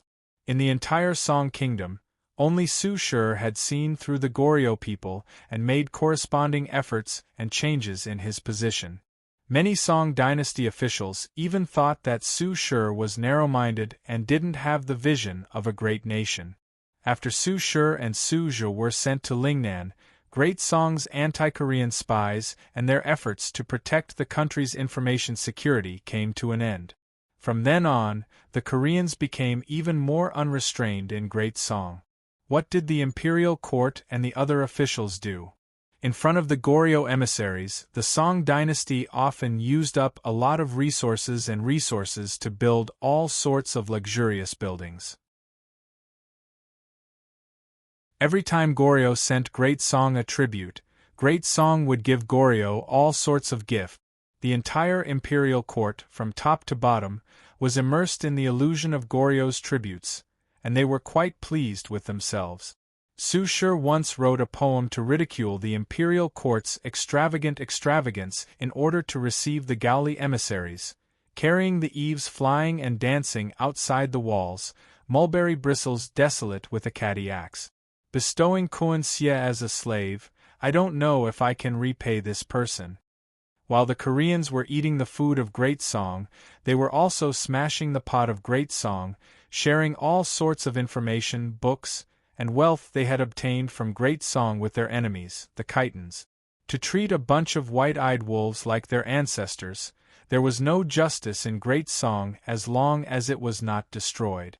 Later on, the Khitans became the Jin people, and the Jin people could take the lives of the Koreans. The Koreans became the dogs of the Jin people, and continued to harm Great Song. However, Great Song did not wake up and continued to spend money to raise a bunch of white-eyed wolves. Whoever could take the lives of the Koreans would be their dogs, and they would continue to do things that harmed China. This was Su Shi's conclusion of the Koreans, and it was also the law of history. Due to the large amount of national intelligence leaking out, the Great Song, Liao, and Jin were like transparent people in the long-term military conflict. There were no secrets to speak of. All of the Great Song's actions were completely known to the Khitans and Jin. The Khitans would quickly find out about the military matters discussed in Bienjing. As a result, the Khitans had tried to blackmail the Great Song on the negotiation table many times, and they all succeeded. The most serious time was when the Great Song's attack on West Xia failed. The information leak of the imperial court was so serious that Song Shenzong had to personally give an imperial edict to forbid officials from discussing the secrets of the imperial court with their friends and family. Although the imperial edict was given, it was not of much use. To put it bluntly, Great Song was the dynasty that failed the most in terms of anti-espionage and national information security. However, Su Shi was the only person in that era who saw how protecting the country's information security and anti-espionage would affect the fate of the country. Su Shi's clear-headedness, from a certain perspective, was not compatible with his surroundings in that era, and it was painful.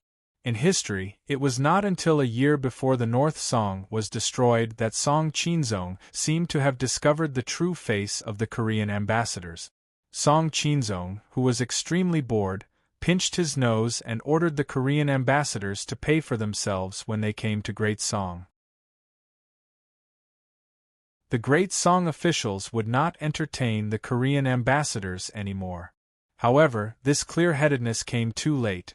1,000 years later, when Su Shi arrived in Korea and got off the plane, he saw a group of Koreans wearing Han Chinese clothing and holding signs saying that Chinese clothing was also invented by the Koreans. Even Confucius became a Korean. Perhaps Su Shi would feel that history was about to repeat itself. This time, the ones who could take the lives of the Korean ruling class were no longer the Khitans and Jin people. Instead, it was the Korean people on the other side of the ocean.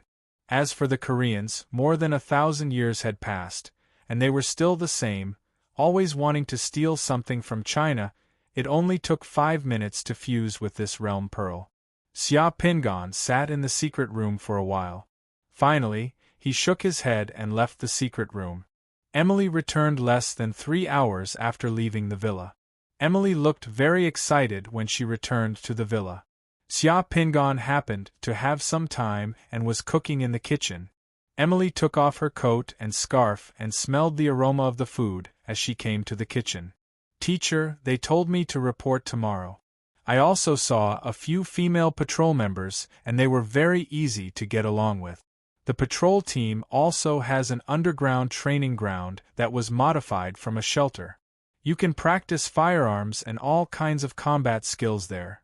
As she spoke, Emily looked at Xia Pingan's expression and asked carefully, "I sparred with them today.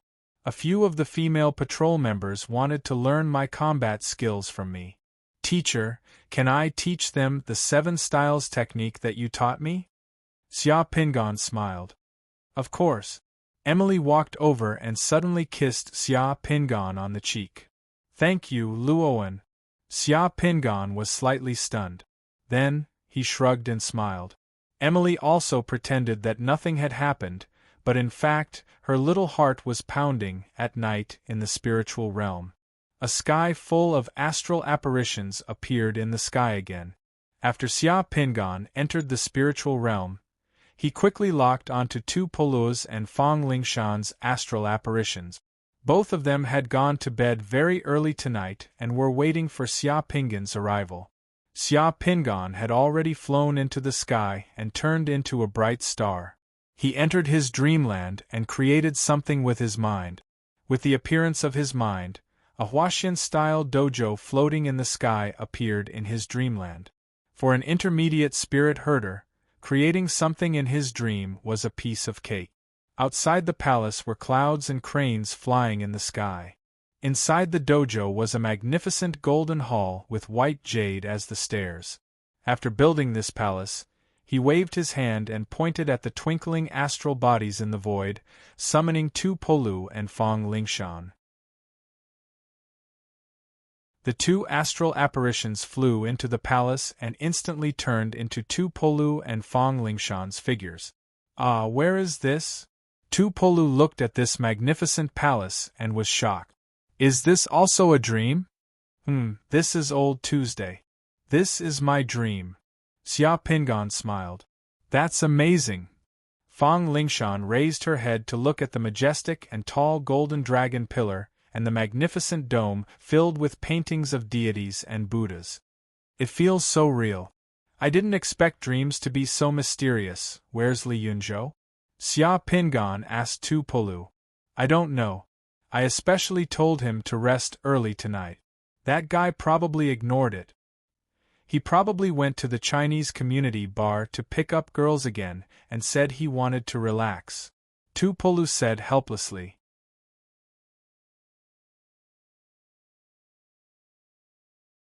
Chapter 541. Inside Xia Pingan's Dream Realm Palace.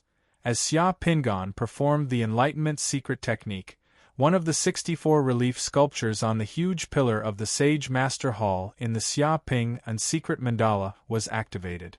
It turned into a red bead and instantly appeared on Xia Pingan's palm. Xia Pingan held the bead and gently placed it on Tu Polu's forehead. With a press of his hand, the red bead melted like ice and snow and fused into the Baihui acupoint on Tu Polu's forehead. It's done. Xia Pingan's hand calmly left Tu Polu's forehead. Tu Polu blinked his eyes. Just now, he felt a cool sensation from the Baihui acupoint on his forehead. Something had entered his consciousness through the Baihui acupoint. Even in his dream, he could feel it extremely clearly.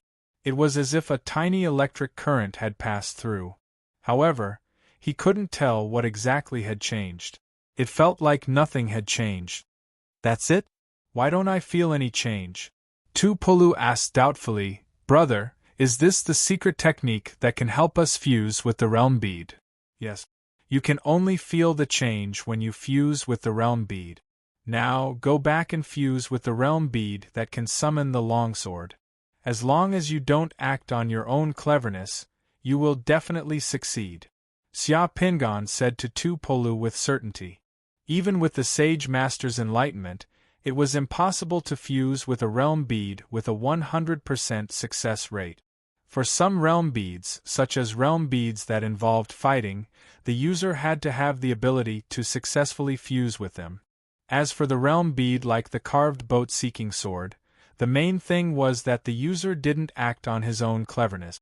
After completing the enlightenment for Tu Polu, Xia Pingan completely understood what the Sage Master's enlightenment was all about.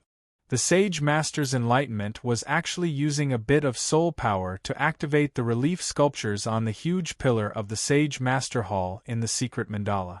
They would turn them into a consciousness seed and inject it into the depths of the other party's spirit-body consciousness. Inside the relief sculptures were the Sage Master's experience and process of fusing with the realm bead sealed by the mystery of world. When the seed that was injected encountered the corresponding realm bead, it would sprout and manifest the Sage Master's experience of fusing with the realm bead. The effect was even better than the Divine Will crystal. It was the same as showing the other party how to fuse with the realm bead. After the other party fused with the realm bead, the seed's traces would also be like the realm bead. Under the influence of the mystery of worlds, it would vanish like a dream bubble. Even if the Sage Master successfully fused with the realm bead, they wouldn't know how they fused with the realm bead. Wood's spirit body would. And transferred these fragments as spirit's spirit body. These fragments as will's spirit's consciousnesses, transferring's will's spirit body as spirits. The fragments as will. S. This master. A S. S's. The S. He. S. This was the secret of sacred masterses. Just now, when Xia Pingan performed Tu Polu's head empowerment, the amount of soul force he expended was probably less than 1%. This bit of soul force was negligible to Xia Pingan. When Xia Pingan fused Tu Polu's, Fang Lingshan watched from the side with widened eyes. She didn't see through the mysteries at all. She originally thought that Xia Pingan was helping them fuse with the realm bead because he had some kind of experience he could pass on to them. However, she never expected that Xia Pingan would only wave his hand in front of her, a shining red bead appearing in his hand. That bead then entered Tu Polu's head, and then this process was already completed. Tu Polu had a stupefied expression, as if he didn't know what happened at all. "How is it? Do you feel anything strange?" Fang Lingshan asked Tu Polu. Tu Polu shook his head. He rubbed his shiny head with one hand and chuckled. "Just now, it felt like an ice-cold electric current surged into my head. Then, there was nothing. Shanshan, try it. I feel that it's even easier than an injection." Fang Lingshan nodded. She walked in front of Xia Pingan and said to Xia Pingan, "All right, let me try." What Fang Lingshan obtained this time was a prison-etched ground realm bead. Fang Lingshan had never fused with this realm bead before. "All right." Xia Pingan nodded. He waved his hand, and a red bead appeared in Xia Pingan's palm in the blink of an eye. As Xia Pingan placed his hand on Fang Lingshan's head, that red bead also entered Fang Lingshan's Baihui acupoint. Fang Lingshan felt the same as what Tu Polu said. She felt like an ice-cold electric current entered her head, and then it disappeared in the blink of an eye. She didn't feel anything else. After the fusion, Fang Lingshan blinked her eyes. "That's it?" "Yes, you'll know when you go back and try it." Xia Pingan continued, "Old Tu Shanshan, if you have any trustworthy relatives or friends who want to fuse with realm beads, you can introduce a business to me. I can help them fuse with realm beads and charge 2 realm bead. As the introducer, you can get 1 realm bead as a reward. I only need 1 realm bead. Of course, I want a rare realm bead. I don't want an ordinary realm bead." "Ah, there's such a good deal." Tu Polu grinned. "Why do I feel like we've been pulled into a multi-level marketing organization of summoners? It's just mutual benefit. Some people have realm beads but don't have the method to fuse with them. I'm helping them to fuse with realm beads. It's also a contribution to the summoners of the human race. At the same time, I can get some resources for myself. As the middleman, you can also take the opportunity to get more realm beads and grow rapidly. Why not? That makes sense. Let's go back and try it first. If your method is really that amazing, I can introduce a business to you." Fang Lingshan rolled her eyes and said immediately, "Okay, you'll know if my method works after you go back and try it." After saying that, Xia Pingan waved his hand and the two disappeared. In the base building of the Committee of Order, Tu Polu woke up from his room at once. The dream just now was still very clear. Thinking of Xia Pingan's words, Tu Polu walked out of his bedroom and went to the cultivation room next door. After closing the door of the cultivation room, he took out his realm bead of engraved boat-seeking sword and bit it before dripping a drop of blood onto it. This longsword realm summoning bead was very eye-catching and popular among summoners. It was just that the success rate of fusion was so low that it made one's hair stand on end. There was also a certain chance of death, so it was very difficult to fuse with. It was also because of his trust in Xia Pingan that Tu Pojiu was so straightforward. Ah, the sword fell into the water, the sword fell into the water. Tu Polu opened his eyes when he heard someone shouting beside him. He was sitting on a boat which was crossing the river. Besides him, there were 7 or 8 other people on the boat. They were all looking at the river water beside Tu Polu. The river water was surging and bottomless.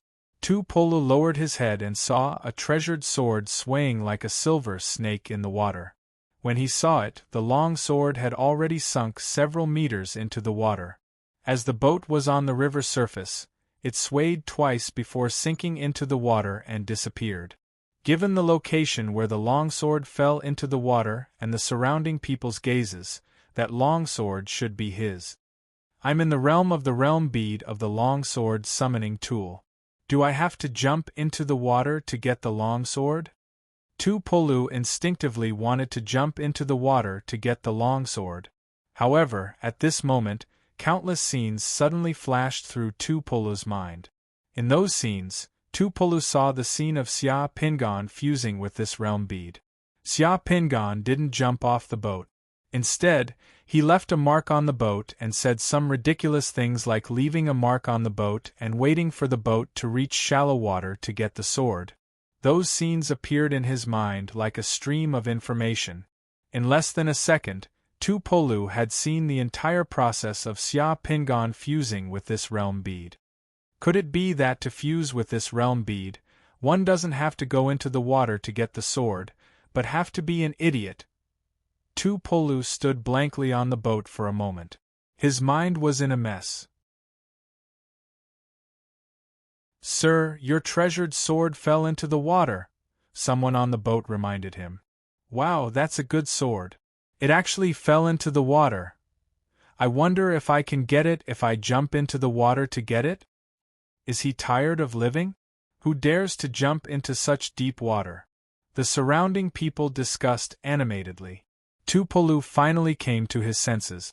Looking at the treasured sword that disappeared into the river in the blink of an eye, Tupolu felt around his body. After taking out a dagger, he also started to leave a mark on the boat. The treasured sword fell into the water from here.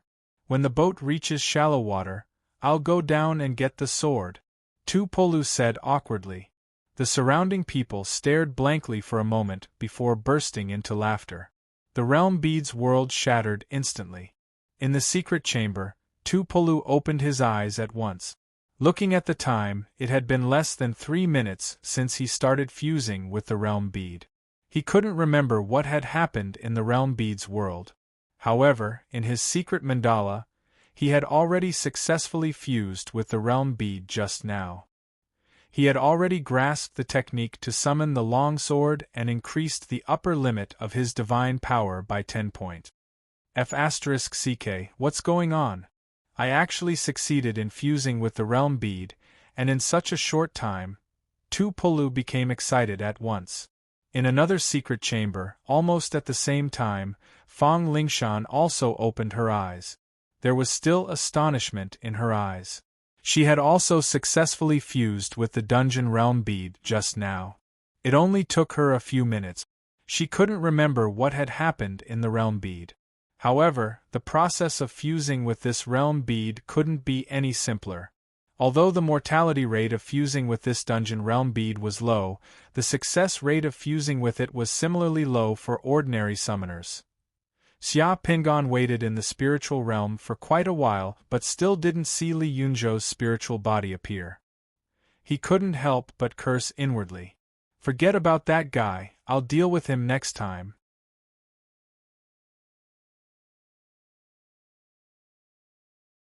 Chapter 542. Knock, knock, knock. The crisp sound of knocking on the door drew Fong Lingshuan's attention away from the documents in front of her. Fong Lingxian looked at the clock on the table. It was already 11:40 p.m. She didn't know who was looking for her. She rubbed her forehead, got up and walked to the door. When she opened the door, she saw Fong Lingshan standing outside. "Why aren't you asleep yet?"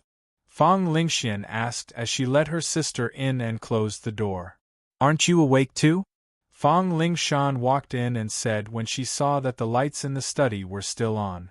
"There's one more document. I'll go to bed after reading it. We found a lot of things during this underground search. There's some information that needs to be summarized," Fong Lingxian said casually as she walked to the bar counter. She poured 2 glasses of bedtime wine and handed one to Fong Lingshan. "Sister, have you fused with the illusion realm pearl you got 2 years ago?" Fong Lingshan took the wine and suddenly asked. "Not yet." Fong Lingxian shook her head. She walked to the opposite side of Fong Lingshan and sat cross-legged on the sofa lazily. That illusion realm pearl is very useful, but it's not easy to find. Although the death rate of fusing with it is very low, the failure rate is very high. I heard that the Summoner clan in Huaxia has a high probability of fusing with this realm pearl. I was thinking of going to Huaxia to visit them and look for some opportunities to increase the success rate of fusing with it. Some Summoner clans have a high success rate of fusing with some realm pearls, but that's the result of their thousands of years of research and dozens of generations of experience. Unless you want to get married, why would they be willing to share their clan's secrets with you? I have to at least try. Fong Lingxian didn't have so many concerns in front of her sister. She rubbed her hair in annoyance and said helplessly, I just feel that if I fuse with that illusion realm pearl rashly, it will basically fail. It's too wasteful. I'm a little unwilling. Fong Lingshan drank the wine and suddenly raised her head. I have a way for you to fuse with it. Fong Lingxian couldn't help but laugh. What way do you have? You don't have to worry about that. Give me the realm pearl of the black box you obtained last time, and you don't have to worry about the rest. If you want this realm pearl, just tell me. You don't have to beat around the bush. Since we were young, why wouldn't I give you what you wanted? Why would you lie to your sister? Alright, go to bed early. Don't run around for the next few days. Who knows when another mission will come? Fong Lingshan opened the box and saw that it was indeed the black box realm pearl that her sister had obtained last time. Because no one could fuse with this black box realm pearl, her sister had kept it and didn't try to waste it. Elder sister, your younger sister owes him a huge favor for fusing with that illusory realm bead for you. You'll know about it later. You'll definitely thank me. Right, don't stay up late. Go to bed early tonight. Fong Lingshan put away the realm bead and winked at Fong Lingyin before leaving the room. After Fong Lingshan left, Fong Lingxian finished the wine in her cup and shook her head. She returned to the study and continued to read the document. She didn't take what Fong Lingshan said to heart at all, because in Fong Lingshuan's opinion, it was impossible. The method to increase the probability of fusing with the realm pearl was a secret. These secrets were strictly guarded by some summoner families or organizations with inheritances. How could it be so easy to obtain something that could be summarized after countless years of trial and error? Xia Pingan had left the secret room and was about to wash up and sleep. Then, at this moment, the Committee of Order's Secret Service communication watch on his wrist vibrated slightly. He had received a message. See you in the People's Square, now. The message was from Fong Lingshan. Calculating the time, Fong Lingshan's painted prison realm pearl should have fused. Why does she want to see me at this time? Xia Pingan didn't know why Fong Lingshan wanted to see him, but he also knew Fong Lingshan's temper. As a colleague and friend, if it wasn't something important, she wouldn't contact him so rashly. Because the Secret Service communication watch used satellite signals, it could only transmit simple messages. It seemed that some things had to be said face to face. Xia Pingan put on his clothes and walked out of the villa. The moment his figure disappeared with the illusion, he had already soared into the air and flew toward the People's Square in the 11th district. There were only a few lights in Paris at night. Although gunshots could be heard from time to time, compared to before the Doomsday Gang was destroyed, there were much fewer gunshots at night in Paris these days. It looked much more peaceful. After a short while, Xia Pingan arrived above the People's Square and saw the military SUV parked on the road next to the People's Square. The lights in the SUV were on. Through the window, he could vaguely see Fong Lingshan's face. Xia Pingan silently landed beside the SUV. He opened the door of the front passenger seat and directly got in the car. After closing the door with a bang, Xia Pingan asked Fong Lingshan, Shan, what's the matter? Thank you in advance. My painted prison realm pearl has fused. Fong Lingshan looked at Xia Pingan, Didn't you ask us to introduce a business to you? I've found a business for you. Xia Pingan was startled. He didn't expect Fong Lingshan to act so fast. Who is it? Fong Lingshan looked at Xia Pingan with expectant eyes. Fong Lingxian, my sister. She wants to fuse with an illusion realm pearl. You should be able to help her, right? An illusion realm pearl? Of course, no problem. Xia Pingan smiled. That was the painted prison realm pearl. Here, this is the reward from my sister. It's a black box realm pearl that no one can fuse with. I don't know what this black box realm pearl will fuse with. Is there any problem? Fong Lingshan said as she handed the box that Fong Lingxian had given her to Xia Pingan. Even if there's a problem, you must help my sister. I owe you a favor. My sister has been wanting to fuse with that illusion realm pearl for a long time. Xia Pingan took the box and opened it. He saw a pitch-black and deep realm pearl in the box. There were only 3 characters in Xiaozhuan, Emperor's sword, in the realm pearl. The moment he saw this realm pearl, Xia Pingan couldn't help but quiver. He immediately recalled the domineering scene of immortal Mingi summoning a majestic emperor and the majestic emperor slashing the celestial giant clam into pieces at the bottom of the sea.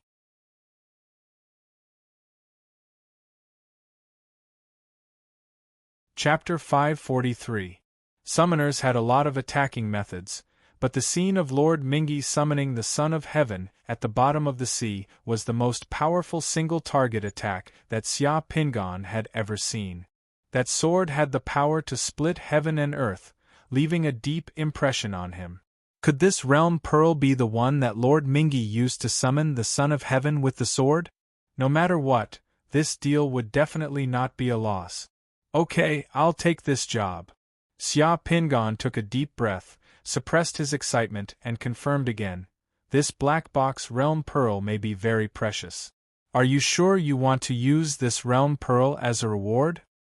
It's just a black box realm pearl. It's no big deal.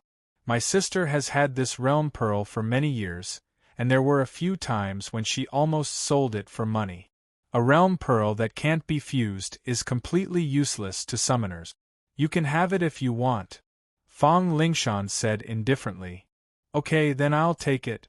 Xia Pingan put away the realm pearl of the Son of Heaven's sword. How did you introduce me to your sister? I didn't talk about you. I only said that someone can help her fuse with the illusion realm pearl. You can help her directly in her dream. My sister should be asleep at this time. It shouldn't be difficult, right? Xia Pingan thought for a moment. That's not a problem. Only you and old two know that I'm back. When I see your sister in her dream later, I won't use my original appearance. I may wear a mask.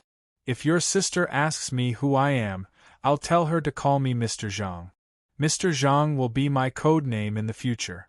If something like this happens again in the future, for safety reasons, I may not come to take the realm pearl in person. I'll let someone I summon do it. It's safer this way, and no one will suspect me, I see. We should be careful indeed. Fong Lingshan nodded. Suddenly, she thought of something. It's always troublesome to use the Secret Service communication watch to contact you often. It will inevitably leave some traces. By the way, can I contact you in my dream? This way, no one will know and it's convenient. No one will know, Xia Pingan scratched his head. You're right. I don't have such ability for the time being. I may have it in the future. Let's talk about it later. Being able to sense the calling and prayers of other astral souls in the spiritual realm was the ability of a high-rank spirit master. Xia Pingan was still a middle-rank spirit master, so he didn't have this ability yet. Once he became a high-rank spirit master, his ability would undergo a qualitative change, and he would be able to master many secret methods of the spiritual realm that only high-rank spirit masters could master. High-rank spirit masters could develop their own followers in the real world and grant them some special abilities. It's really exciting. Alright, I got it. Be careful. Xia Pingan nodded, then got out of the car and closed the door. Fong Lingshan watched from the rearview mirror in the car as Xia Pingan walked a few steps toward the street behind the car. His figure melted into the darkness and finally disappeared completely. This guy is really getting stronger and stronger. I feel like he's not just in the 7th elemental realm. Fong Lingshan muttered softly. She started the car and drove to the Committee of Orders stronghold. If Xia Pingan could help her sister fuse with the illusory realm bead, then she could also ask Xia Pingan for help when she got her hands on the illusory realm bead. Thinking of this, Fong Lingshan felt that her future was full of hope. As long as she had the realm bead, she could continue to become stronger. The People's Square was not too far away from the Committee of Orders stronghold. It was only a few minutes' drive away. When Fong Lingshan arrived at the Committee of Orders stronghold, she parked the car and deliberately passed by Fong Lingyu's room. She found that the lights in Fong Lingyu's room were off. She guessed that she was asleep. Then, she returned to her room.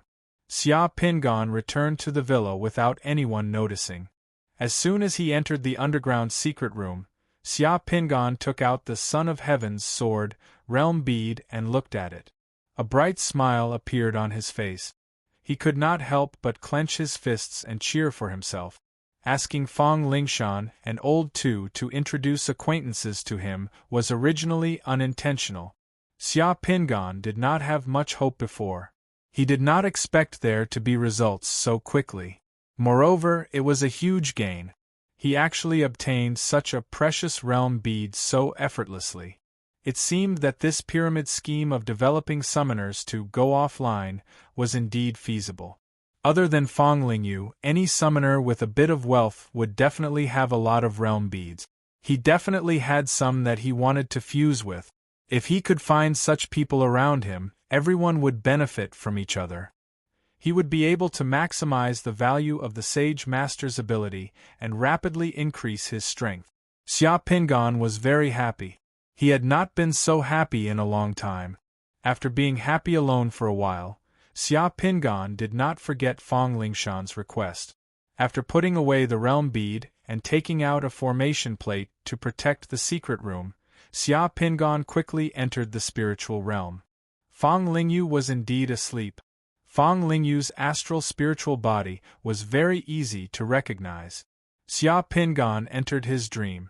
In the gorgeous palace that he created with his telekinesis, he revealed his figure and put on a golden mask on his face. Then, Xia Pingan summoned Fong Lingyu's spiritual body. Fong Lingyu's sleep was deep and dreamless. However, in the blink of an eye, Fong Lingyu found herself in a strange dream. She was in a magnificent palace that was like a heavenly palace. A man wearing a golden mask and a black robe was standing in front of her. This dream is quite strange, Fong Lingyu thought. Fong Lingyin thought to herself. She knew that she was dreaming, but her consciousness was still quite clear. Are you Fong Lingyu? Xia Pingan said, his voice rumbling in the palace, reverberating. His voice was majestic, but it was also filled with a mysterious aura. I'm Fong Lingyu. Who are you? Fong Lingyu looked at the gorgeous palace in front of her and felt strange. The details in the palace were too real and clear. She seemed to have never had such a clear and realistic dream before. You can call me Mr. Zhang. I heard that you want to integrate the illusory realm bead. Ah, how did you know? Your younger sister asked me to do you a favor. As Xia Pingan spoke, he had already walked in front of Fong Lingyu. He stretched out his hand and a red bead appeared in his hand. He reached out and touched Fong Lingyu's head. Even in a dream, Fong Lingyu instinctively wanted to avoid it. She would not be so intimate with a stranger. However, when Fong Lingyu wanted to avoid it, she found that her body was suddenly confined and she could not move at all. She could only watch this strange person in the dream touch her head with his hand. The glowing red bead in the strange person's hand suddenly sank into Fong Lingyu's head. Fong Lingyu felt the same as Tu Pu and Fong Lingshan before. She felt a cold electric current pouring into her head. She was instantly awake and trembled all over. This is a dream and not a dream. Don't tell anyone about what happened in this dream. Otherwise, it will bring unknown danger to you and your younger sister. After you wake up, you can integrate the illusory realm bead. Well, you can leave now. Xia Pingan waved his hand gently and Fong Lingyu disappeared from the palace. Fong Lingyu, who was lying on the bed in her room, suddenly opened her eyes. Her expression was still a little shocked. She reached out and touched the top of her head. There was nothing unusual there, but the feeling in the dream was too clear. Fong Lingyu let out a long sigh. This dream is too strange. Fong Lingyu shook her head and smiled bitterly. She mocked herself. Maybe I wanted to integrate the illusory realm beads so much that I actually had such a strange dream like a child. Fong Lingyu thought that she was just dreaming. Then she closed her eyes, changed her position on the bed, and continued to sleep. Xia Pingan opened his eyes and walked out of the isolated underground secret room. He sent a message to Fong Lingshan with his Secret Service communication watch. The message only had 2 letters. OK. After receiving Xia Pingan's message, Fong Lingshan immediately went to her sister's door and began to knock. Fong Lingshan had just closed her eyes when she heard the sound of the door. Judging from the rhythm of the knocking, she knew that Fong Lingshan had come again. Fong Lingyu got up, put on her slippers, and opened the door. As expected, Fong Lingshan was standing outside the door like a night owl. She was in high spirits and her eyes were shining. What's wrong with you tonight? Are you not going to sleep? If you don't sleep, I'll sleep. Women don't get enough sleep, so it's easy for them to have crow's feet. Fong Lingyu complained. Fong Lingshan suddenly squeezed in and closed the door. She looked around the room and lowered her voice. Sister, did Mr. Zhang come to see you?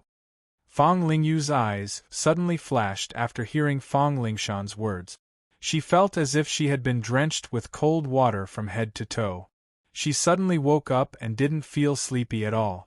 Which Mr. Zhang are you talking about? Fong Lingyin asked cautiously. Fong Lingshan smiled slightly. Of course, the one in your dream. How do you know? Fong Lingyu suddenly became nervous and her face changed. Sister, don't be nervous. I met Mr. Zhang in my dream before. I didn't believe that there was such a magical secret method in the world that could invade other people's dreams. But after experiencing it, I have to admit that our understanding of the summoner's secret method is still too shallow. Fong Lingshan said with deep feelings. Mr. Zhang's identity is very mysterious. He means no harm to us. He should have enlightened you in your dream. Sister, you can try to integrate the illusion realm bead now and you'll know. There should be no problem. Fong Lingyu was shocked. What the hell is going on? Just as Fong Lingxian began to fuse with the boundary pearl of fire beacon toying with vassals, Xia Pingan returned to the secret underground chamber.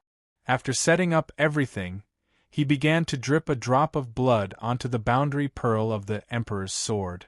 Fong Lingyu and Xia Pingan were surrounded by the light cocoon of the realm bead for about half a minute. You're tuning in to the Phoenix Knights YouTube channel. Don't forget to subscribe and join us on this journey to catch the most captivating stories.